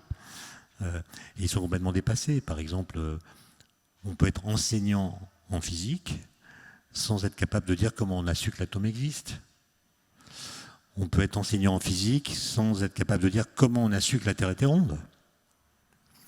Et donc, vouloir enseigner l'histoire des sciences pour que tout le monde comprenne comment on a su ce qu'on sait, c'est impossible. D'abord parce qu'on n'a pas les enseignants capables de le faire, et d'autre part parce que l'histoire des sciences, c'est beaucoup trop compliqué. Donc moi, je pense qu'une technique, c'est d'expliquer une fois par an aux élèves de tous les niveaux, du primaire jusqu'au cycle universitaire, de raconter, sans que ce soit noté, pour qu'il n'y ait pas de sentiment que c'est soi-même qui est jugé par la note qu'on aura, simplement de raconter en détail l'histoire d'une découverte. Et la vraie histoire, pas la légende. On raconte aussi l'histoire de ceux qui ont perdu la bataille, qui avaient peut-être de très bons arguments. Simplement, ces arguments ont été éliminés par une donnée, par une observation, par une expérience. Et ça permettrait de prendre confiance, non pas dans les scientifiques. Il n'y a aucun scientifique qui soit objectif, il n'y a aucun scientifique qui soit complètement indépendant, aucun scientifique qui n'ait pas de croyance, qui n'ait pas des biais cognitifs, ça n'existe pas. Donc ce qu'on demande aux scientifiques, c'est pas de sortir de la condition humaine parce qu'ils auraient subi une cure de désintéressement qui les prémunirait contre tous les travers cognitifs que nous pouvons avoir. Et c'est là que je rejoins Jean-Marc. Ce qu'on demande à un scientifique, c'est simplement d'être honnête. Honnête dans un sens très particulier. C'est-à-dire une fois qu'on a obtenu un résultat, parce qu'on s'est posé une question et qu'on a fait de la recherche, de le présenter à d'autres personnes qui se sont posées la même question ou qui ont fait des travaux similaires pour recueillir leurs critiques. Et ces personnes vont peut-être trouver des erreurs, des biais, des erreurs d'interprétation, par exemple, dans l'analyse des résultats. Et voilà. Et je ne sais pas pourquoi je dis ça, mais il me semble que si on entendait l'histoire d'une découverte, on verrait que les personnages qui y ont participé n'étaient pas des esprits purs. Et donc, c'est pas en eux qu'il faut avoir confiance. Par contre, il faut avoir confiance dans le processus qui a permis d'obtenir une découverte. Et si je peux donner un exemple, il y a 3 ans, je suis arrivé à Centrale pour donner un cours, Centrale Supélec, pardon. Pour donner un cours, j'étais en avance et j'avais des étudiants qui étaient là en avance. Et ce cours se produisait le lendemain du jour où était paru un sondage montrant que, je ne sais pas comment a été fait ce sondage, mais montrant que 17% des Français pensent que la Terre est plate. Bon, ça me paraît beaucoup, 17%, mais... Parce que j'en connais aucun, moi, de platiste. T'en connais, toi ? Non, mais je ne suis pas sûr qu'on fréquente ceux qui pensent ça. Bon. En tout cas, il y a beaucoup de sites platistes sur Internet. D'ailleurs, quand vous tapez sur Google, faites-le, c'est incroyable. Vous tapez sur Google, est-ce que la Terre est plate ? Vous attendez à ce que Google dise non, elle est ronde et voici pourquoi. Maintenant, Google vous oriente vers des sites platistes. Enfin, les algorithmes de Google vous orientent vers des sites platistes. D'accord. Je ferme la parenthèse. Donc, j'ai entendu que mes étudiants étaient en train de se moquer des gens qui pensent que la Terre est plate. Je vais les trouver. Je me suis permis d'intervenir en leur demandant « Vous avez raison de vous moquer, c'est un peu ridicule. Mais qui parmi vous saurait me dire comment on a su que la Terre est ronde ?» Et là, ça a été un silence radio.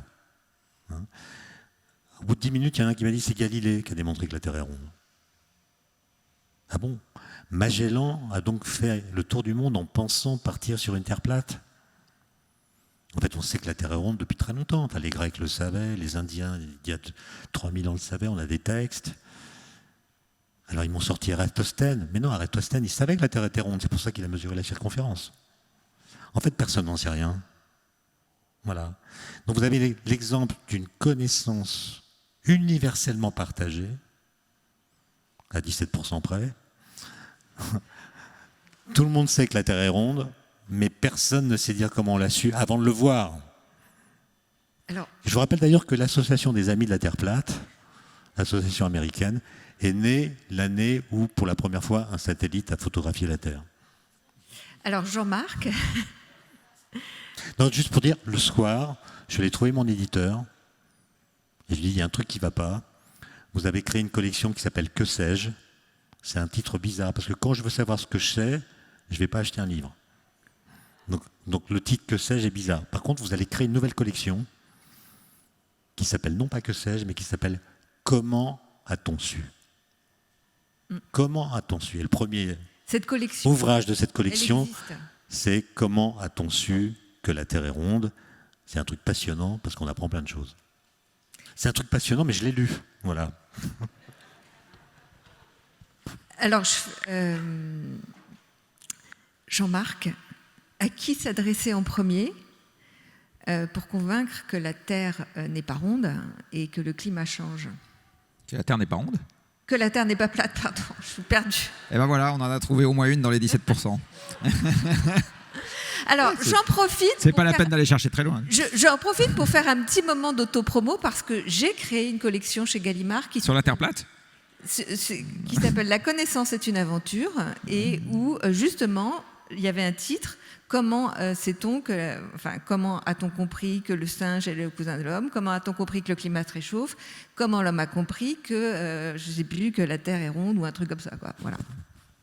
Mais un jour, j'ai discuté avec une philosophe des sciences en public qui m'a dit cette phrase qui m'a fait plonger dans un désespoir de plusieurs nanosecondes.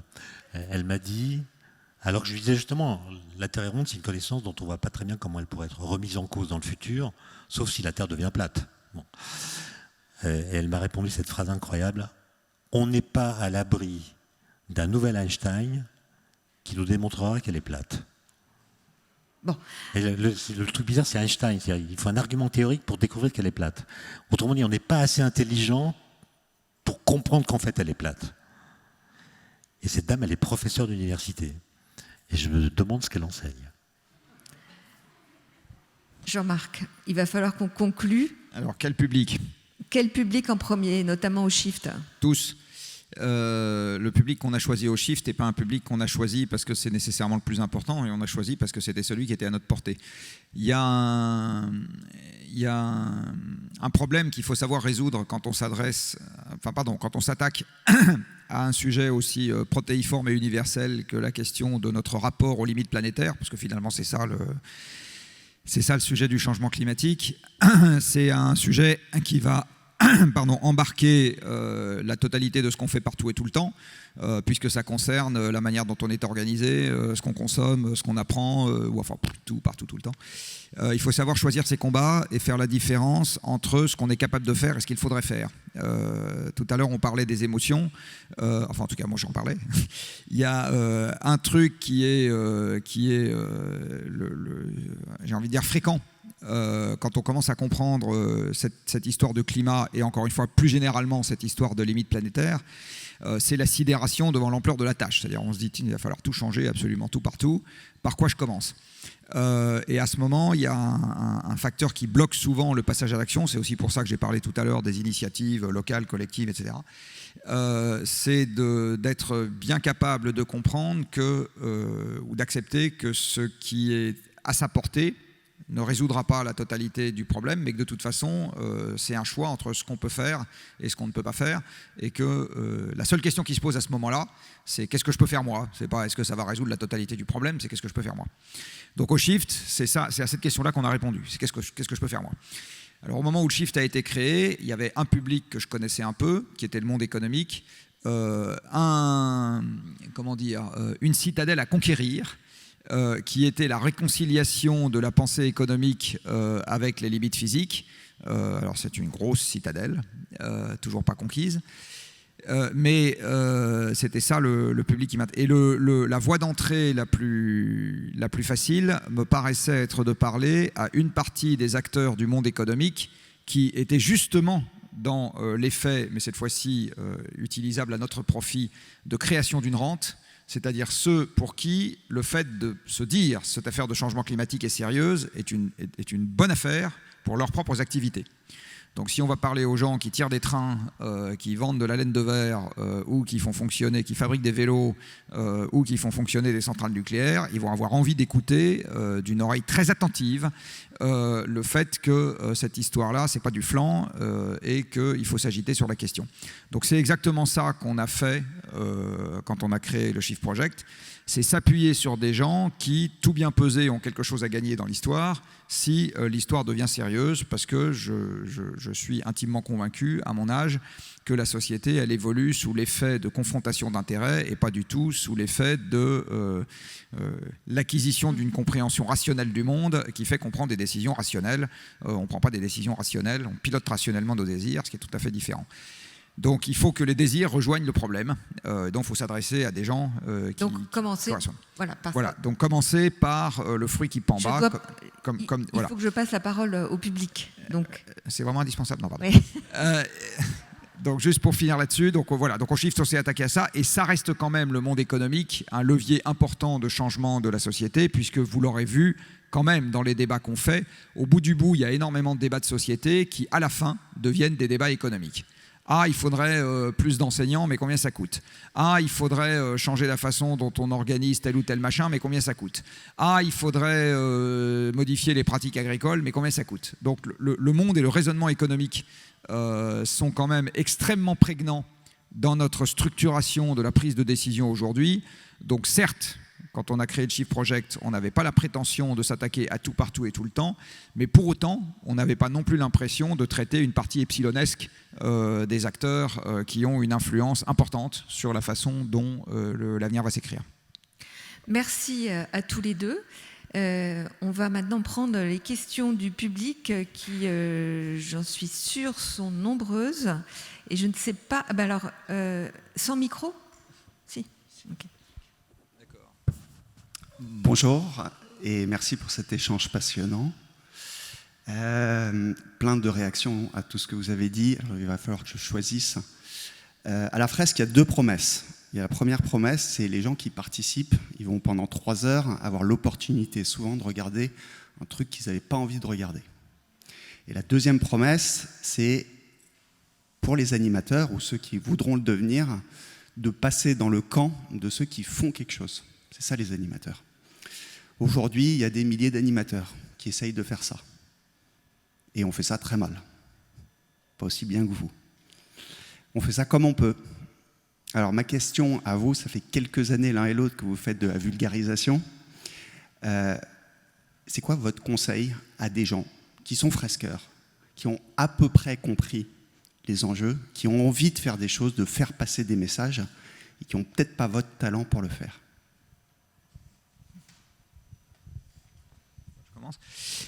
Alors, je suis pas sûr que je vais répondre à la hauteur des attentes à cette question, parce que je ne suis pas animateur de la fresque du climat. Et faire une intervention, c'est un exercice différent d'animer des groupes. Donc j'en ai fait une de fresque, hein. Mais c'est très différent d'animer un groupe de joueurs parce que c'est pas les mêmes techniques, c'est pas les mêmes ressorts par rapport à faire une intervention qui comporte une partie très descendante au début, avant que les gens, dans les bons cas de figure, crachent leur trip et dans les mauvais, s'en aillent sans dire un mot. Donc, dans ce que j'ai vu de la fresque pour l'avoir faite, c'est qu'on est dans une dynamique qui est tout à fait différente, et il me semble que la technicité et le talent de l'animateur, il est beaucoup plus dans le fait de motiver les gens à jouer que dans parce qu'ils vont découvrir par eux-mêmes en jouant, que dans le fait d'éveiller, j'ai envie de dire, leur curiosité à travers un simple discours. Ou à travers des supports PowerPoint ou je sais pas quoi. Donc c'est pas le même genre, d'exercice.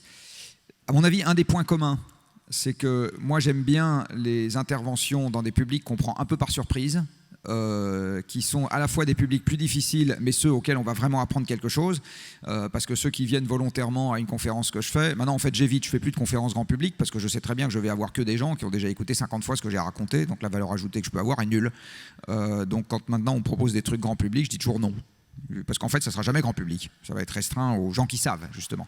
Avec en plus ce piège qui a été évoqué tout à l'heure, d'augmenter ma propre confiance dans le fait que les gens sont motivés, parce que je vois, il y a un biais de sélection dans l'échantillon que j'ai en face de moi qui augmente à mesure que le temps passe. Donc les gens qui m'intéressent, c'est les gens pris par surprise.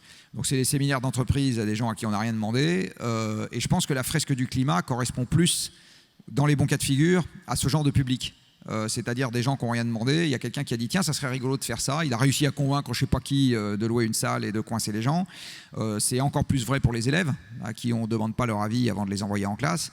Et là, quand on prend les gens par surprise, la technique qui marche le mieux, mais c'est déjà celle de la fresque puisque les gens doivent chercher, c'est la technique de la question-réponse. Est-ce que vous savez pourquoi ? Donc voilà, est-ce que vous avez une idée d'eux, etc. Puis avec des trucs un peu marrants, voilà.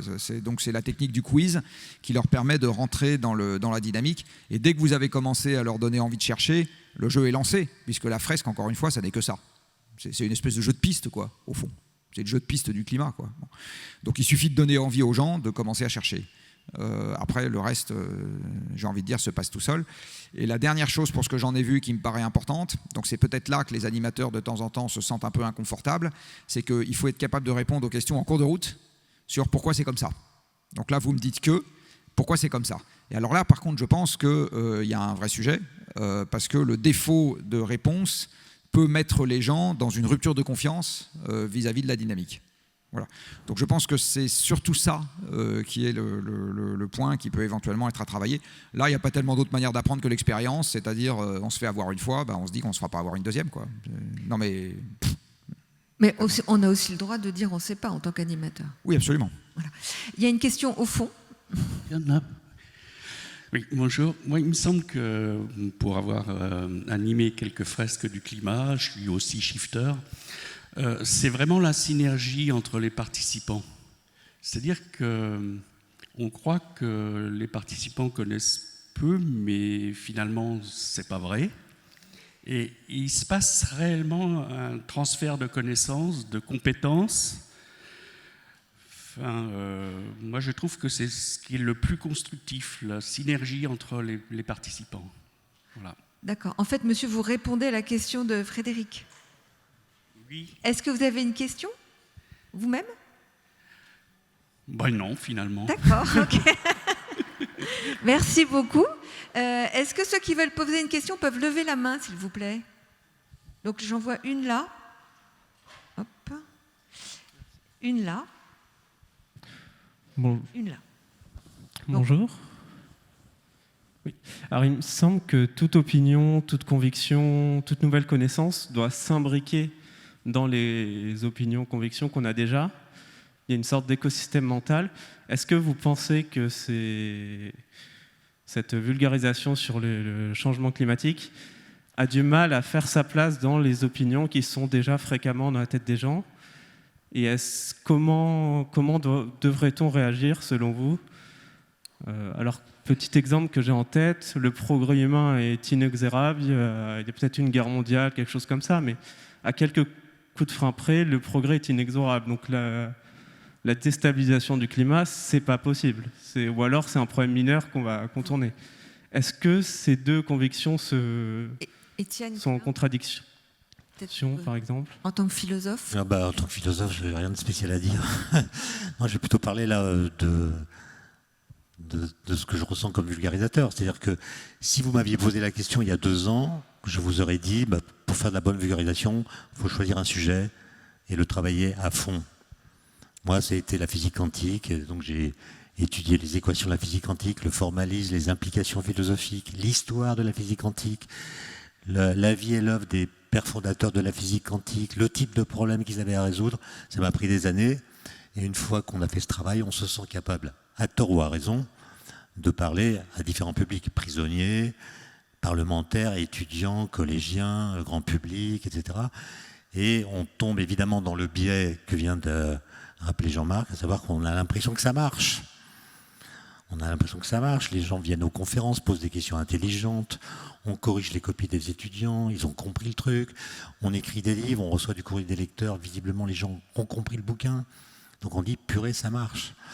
Mais en fait, ça ne marche qu'auprès des gens qui s'intéressent à la vulgarisation, c'est-à-dire une fraction minimale de la population.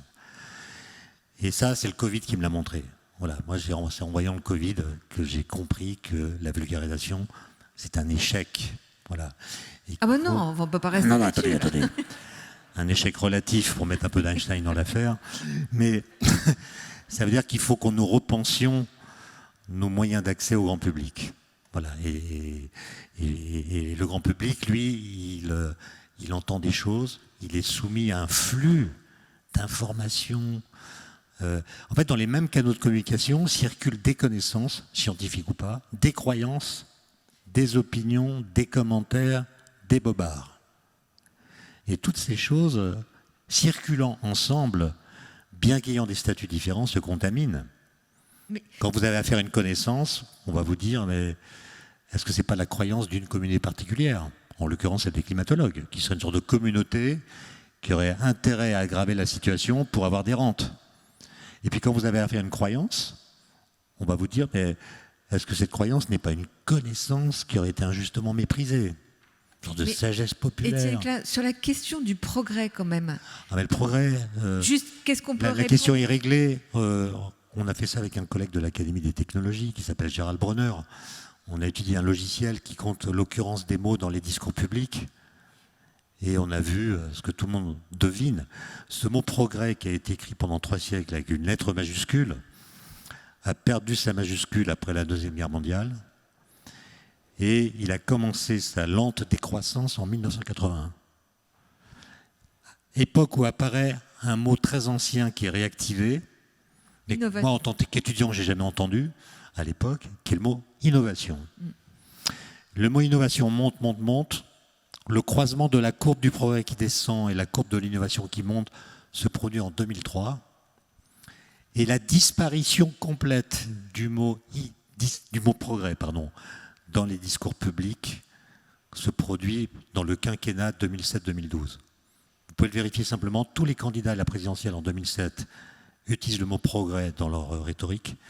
En 2012, plus aucun. Et à quelle année il y a technologique après? Alors on pourrait dire finalement, le mot progrès c'est modernisé. On l'a fait progresser en le remplaçant par le mot innovation qui est plus moderne. En fait c'est faux, le mot innovation, ça serait une longue histoire, mais plus ancien que le mot progrès, mais peu importe. Et on pourrait dire qu'on a fait une permutation de mots, mais c'est le même message. Et en fait quand on regarde, ça demande du temps que je n'ai pas, comment la rhétorique de l'innovation se déploie, on constate qu'elle contredit la rhétorique du progrès. Pour le dire en une phrase, la rhétorique du progrès suppose que le temps qui passe est constructeur. Donc il est complice de notre liberté et de notre volonté. Il est notre allié. La rhétorique de l'innovation est complètement différente. On dit qu'on est soumis à toutes sortes de défis, climatiques, vieillissement de la population, etc. Et nous avons compris, dit-on, que nous ne pourrons relever ces défis dont la gravité augmente à mesure que le temps passe que par l'innovation. Et donc l'innovation, c'est un principe de conservation qui est destiné à pallier les effets corrupteurs du temps qui passe. Et donc, vous voyez, la rhétorique de l'innovation s'appuie sur l'idée d'un temps corrupteur et non pas constructeur. C'est passionnant, on pourrait en parler pendant 1 heure encore. En plus, il faut plus. Vraiment, je regrette de devoir vous couper la parole pour les Je peux deux. faire un petit complément là-dessus, très pratique. Sur la question de... Alors, quand on vous pose ce genre de questions, mais le progrès, mais ceci, en fait, ce n'est pas une question, c'est une objection. Ce qu'il faut essayer de comprendre, c'est quelle est la motivation de la personne qui vous pose la question. Très souvent, en fait, il répond à sa propre déstabilisation. C'est-à-dire qu'en fait, comme vous lui posez un problème auquel il ne voit pas de solution évidente, il a envie de nier le problème parce que c'est ça qui le ramène dans une zone de confort où l'avenir est de nouveau quelque chose qui n'est pas menaçant. Donc, quand on répond à ce genre d'objection, il y a 2 choses qu'il faut garder en tête. C'est il faut dire explicitement, à mon avis, que vous comprenez son désarroi. Alors, il y a plusieurs manières de le dire. Vous pouvez le dire aussi explicitement que ça. Moi, des fois, je le fais. Vous pouvez le dire parfois moins explicitement. Mais en gros, il faut d'entrée de jeu mettre son objection dans la position de quelqu'un qui exprime légitimement une angoisse. D'accord ? Dès que vous faites ça, quelque part, vous apaisez le débat. Parce que vous ne lui dites pas, vous êtes un abruti qui n'a rien compris, vous lui dites, vous exprimez une réaction tout à fait normale, qui est celle de quelqu'un qui se retrouve totalement déstabilisé. La deuxième chose qu'il faut avoir présent à l'esprit quand on répond à ce genre de choses, c'est que vous répondez autant à la personne qu'à tous les autres qui écoutent. C'est-à-dire que même si vous n'arrivez pas à convaincre la personne que vous avez en face de vous, c'est important de lui répondre parce que tous les autres qui sont présents dans l'assistance vont peser les arguments des uns et des autres pour se faire leur propre opinion. Alors moi, c'est une règle que j'ai très fréquemment présente à l'esprit avec les climato-sceptiques, entre guillemets. Quand il y en a un qui m'envoie un mail privé, parce que ça m'arrive, de temps en temps, je reçois un mail de quelqu'un qui me dit « vous n'avez rien compris », je n'y réponds jamais. Enfin, ou je lui réponds très poliment en une phrase, en lui disant « j'espère pas vous convaincre, je pense que ça c'est pas possible, au revoir monsieur, merci ». Par contre, quand c'est dans l'enceinte publique, il faut toujours y répondre, parce que vous ne le convaincrez pas. Enfin, la personne qui vous fait l'objection, jamais vous la convaincrez. Par contre, la nature du débat est essentielle pour les autres, qui sont pour l'essentiel de bonne foi, et qui ont quand même envie de savoir ce que vous avez envie, ce que vous répondez sur l'argument de fond. Donc vous ne répondez pas à l'individu, vous répondez à l'argument. Voilà, donc c'est quelques trucs et astuces qu'il faut avoir présent à l'esprit, mais encore une fois, ayez bien conscience du fait que ce genre de réaction, c'est totalement normal, parce que c'est l'expression d'un désarroi qui est totalement normal. À la limite, s'il n'y a pas de désarroi après qu'on ait parlé du changement climatique, c'est que c'est un échec, ça veut dire que les gens n'ont rien compris. Merci Jean-Marc. Une question ici. Oui, bonjour, merci beaucoup. Donc, merci pour cet échange passionnant. Donc, je me permets de le dire puisque j'ai écouté. Donc moi, j'aimerais bien revenir à la toute première question en fait, qui a été posée sur comment passer en fait, de la connaissance à l'action finalement pour le climat. Et il me semble qu'il y a 3 composantes en fait, à cette question. Donc la première qui est pourquoi il faut changer. Donc là, il y a un constat scientifique. On parle justement de la vulgarisation de la connaissance autour de ça. Après, il y a une question qui est donc qu'est-ce qu'il faut faire. Donc, quelle réponse finalement, quelle solution on a à apporter. Là encore une fois, on a des experts qui peuvent nous orienter. Vous en faites partie évidemment sur cette vulgarisation. Et moi, il me semble qu'il y a une 3e composante qui manquante, où j'aimerais bien avoir vous du coup votre avis là-dessus, c'est un peu la vulgarisation sur comment le faire. Comment justement on se met en mouvement, comment on peut mobiliser la société, donc les différentes audiences autour de l'action climat. Et est-ce que là, il n'y a pas peut-être aussi des compétences à chercher qui seraient complémentaires, notamment, je pense, aux sciences sociales. Et donc là, la question, c'est est-ce que vous avez connaissance des initiatives, donc un peu transdisciplinaires, entre les sciences dures, les sciences sociales, si ou non, et comment le faire, donc de par vos connaissances, de par vos réseaux professionnels, comment on peut atteindre à cette transdisciplinarité. Merci.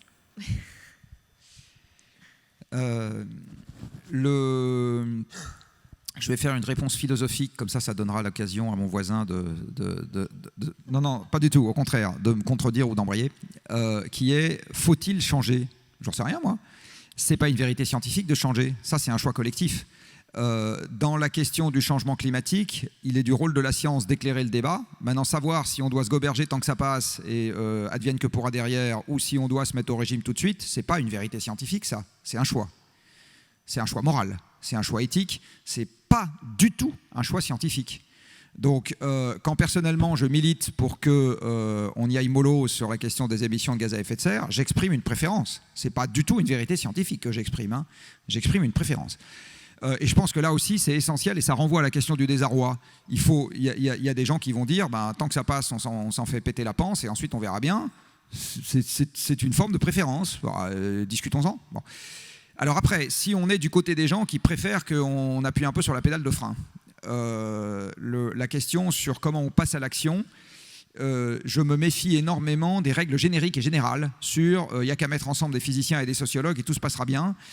Non pas qu'il ne faille pas le faire, mais je vais un tout petit peu préciser. Là, en fait, on rentre dans 1 milliard de problèmes pratiques. Donc je vais en revenir à nos amis Tirole et Blanchard. Ils vous répondent prix du carbone, tout simplement parce que les économistes de laboratoire, ils n'ont qu'un seul outil à leur disposition, c'est des modèles dans lesquels il y a un prix du carbone. Donc ils vont vous parler de prix du carbone. Où est-ce que le prix du carbone intervient si vous devez reconvertir des gens qui fabriquent des pneus pour qu'ils fabriquent des roues de bicyclette? Vous pouvez m'expliquer? Je vois pas où il est. Par contre, ça, c'est un problème très pratique. Si vous voulez remettre 500 000 personnes dans l'agriculture, où est le prix du carbone? Comme les chères têtes blondes là, qui sortent du système éducatif et à qui on leur dit si t'es bon, t'iras à la fac, écoutez Étienne Klein, et si t'es mauvais, tu deviendras plombier. Où est le prix du carbone dans cette histoire? Il n'y a aucun problème de prix du carbone. Donc, le fait de régler les problèmes, en fait, on tombe sur quelque chose qui est 1 milliard de problèmes pratiques à régler. On n'est plus du tout dans les grandes théories générales. On est dans, à chaque fois, comment est-ce qu'au sein du problème qu'on regarde, on est capable de décliner la préférence collective générale qu'on a exprimée avant, qui est j'arbitre en faveur de l'avenir. C'est un arbitrage temporel, cette histoire. Hein. C'est je préserve mieux l'avenir et du coup, je vais un peu plus me priver tout de suite. Je change le bénéfice de nature. Hein.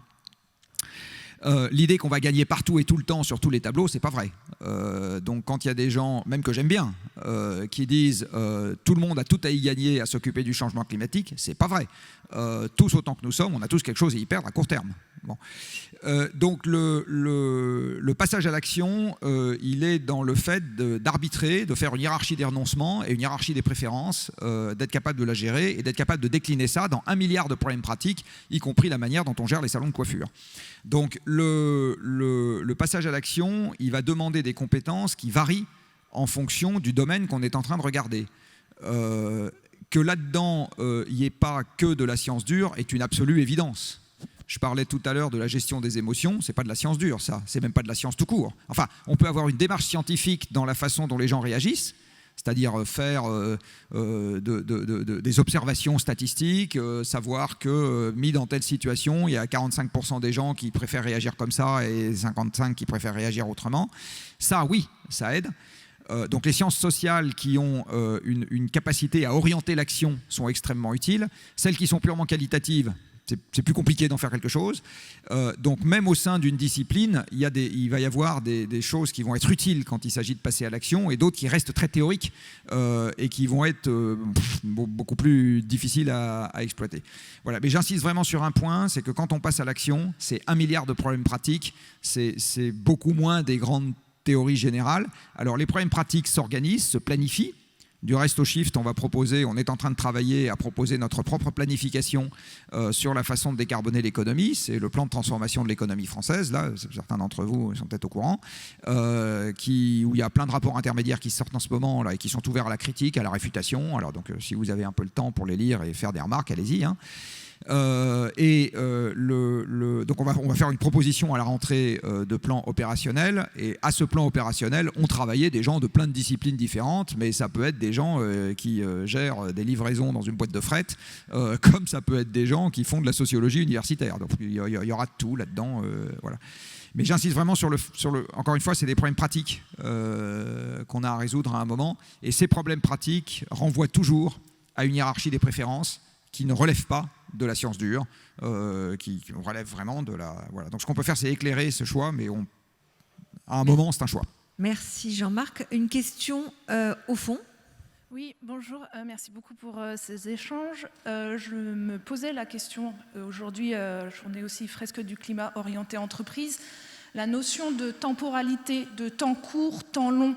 Temps court au niveau des acteurs économiques, justement, qui ont des pressions de reporting économique court, par opposition au temps long et temps physique du climat.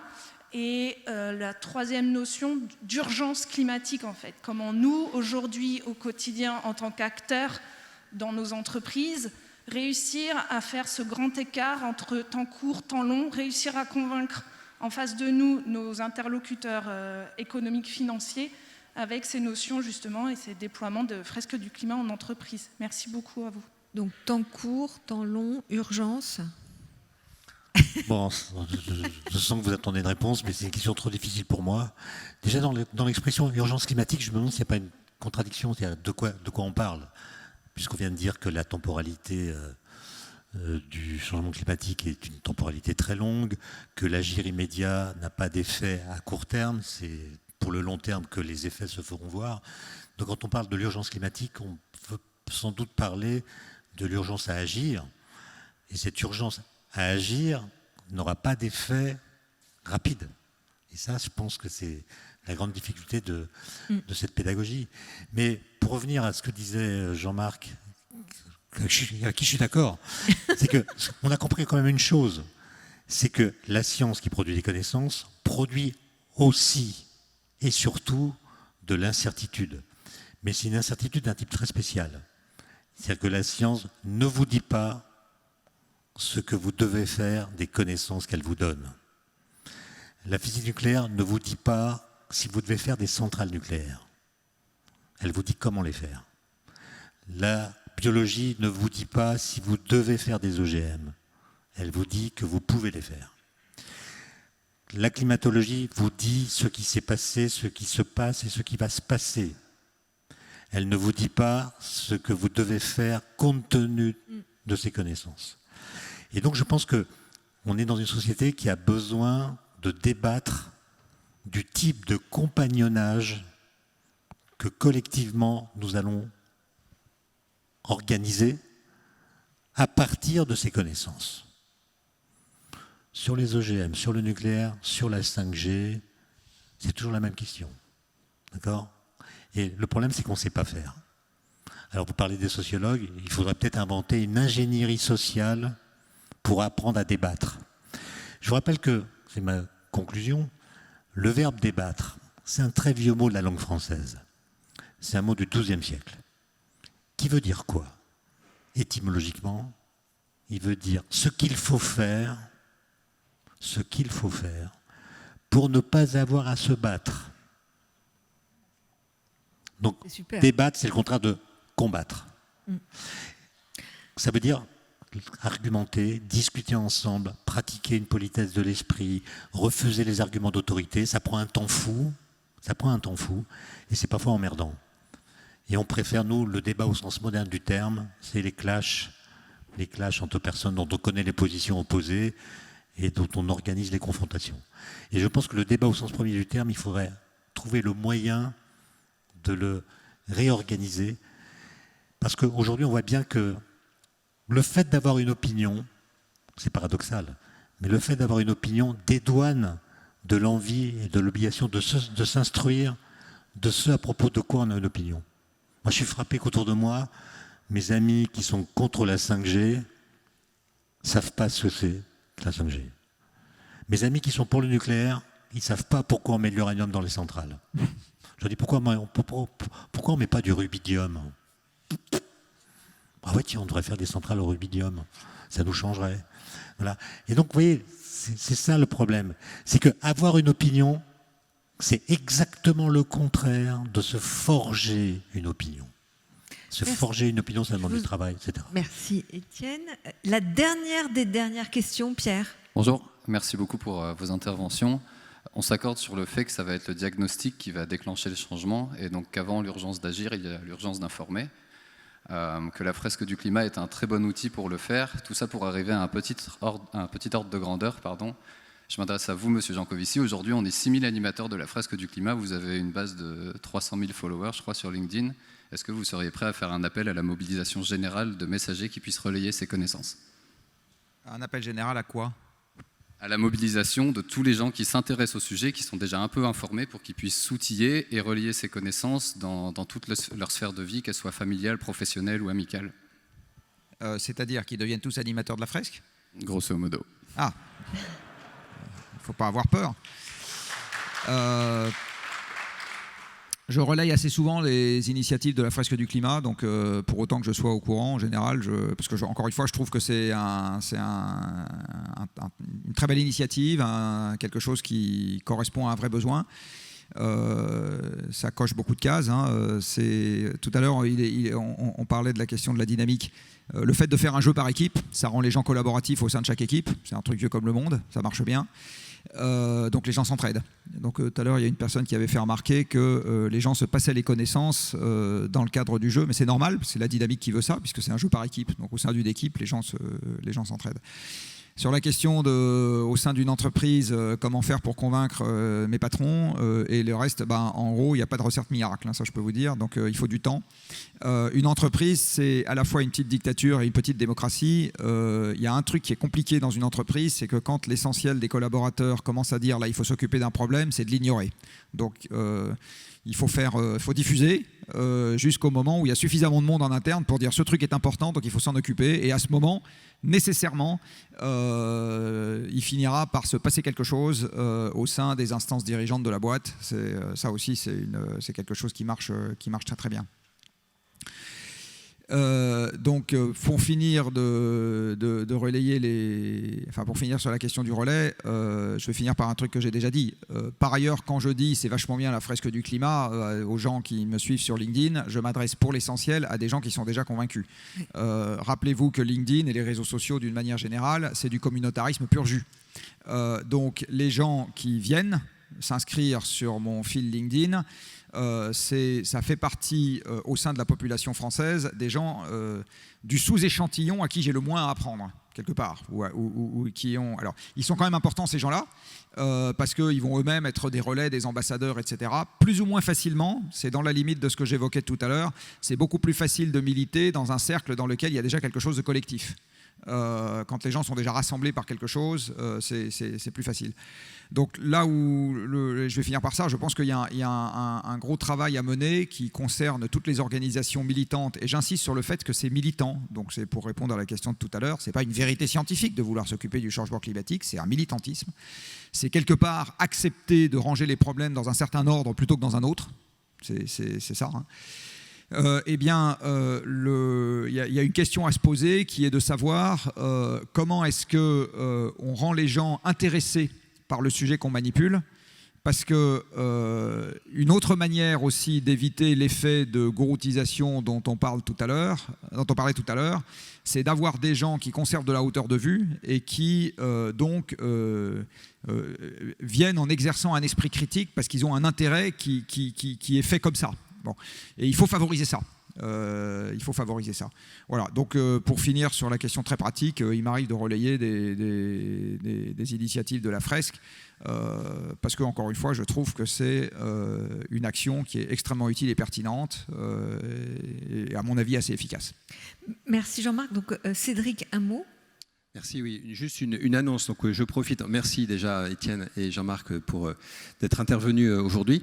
Je voulais passer une petite annonce et profiter surtout à destination des gens qui nous regardent sur les réseaux sociaux. La fresque vient de lancer un financement participatif, un crowdfunding, dans le but de nous donner encore plus de moyens pour passer à l'échelle au niveau international. Donc, vous trouverez les informations sur le site internet et probablement également sur les réseaux sociaux en dessous de là où vous êtes pour l'instant en train de regarder sur YouTube ou sur Facebook.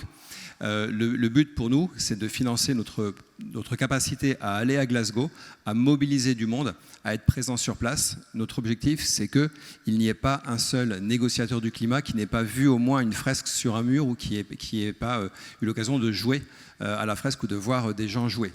Donc voilà un peu nos enjeux pour la suite. On a fait quelque chose d'extraordinaire en France grâce à toute la communauté, à tous les fresqueurs et les fresqueuses que je remercie. Et maintenant, le but, c'est de passer à l'international. Alors on est déjà présent dans une quarantaine de pays, mais il s'agit maintenant d'y rentrer par les institutionnels. Et c'est ce qu'on va pouvoir faire à la COP, avec votre aide à tous, que ce soit en relayant, en finançant ou en rejoignant la communauté. Et du coup, Juliette, je te laisse conclure. D'accord. Alors moi, ma conclusion, c'est un grand merci à Étienne Klein et à Jean-Marc Jancovici, que je vais vous demander d'applaudir parce que vraiment, je pense que...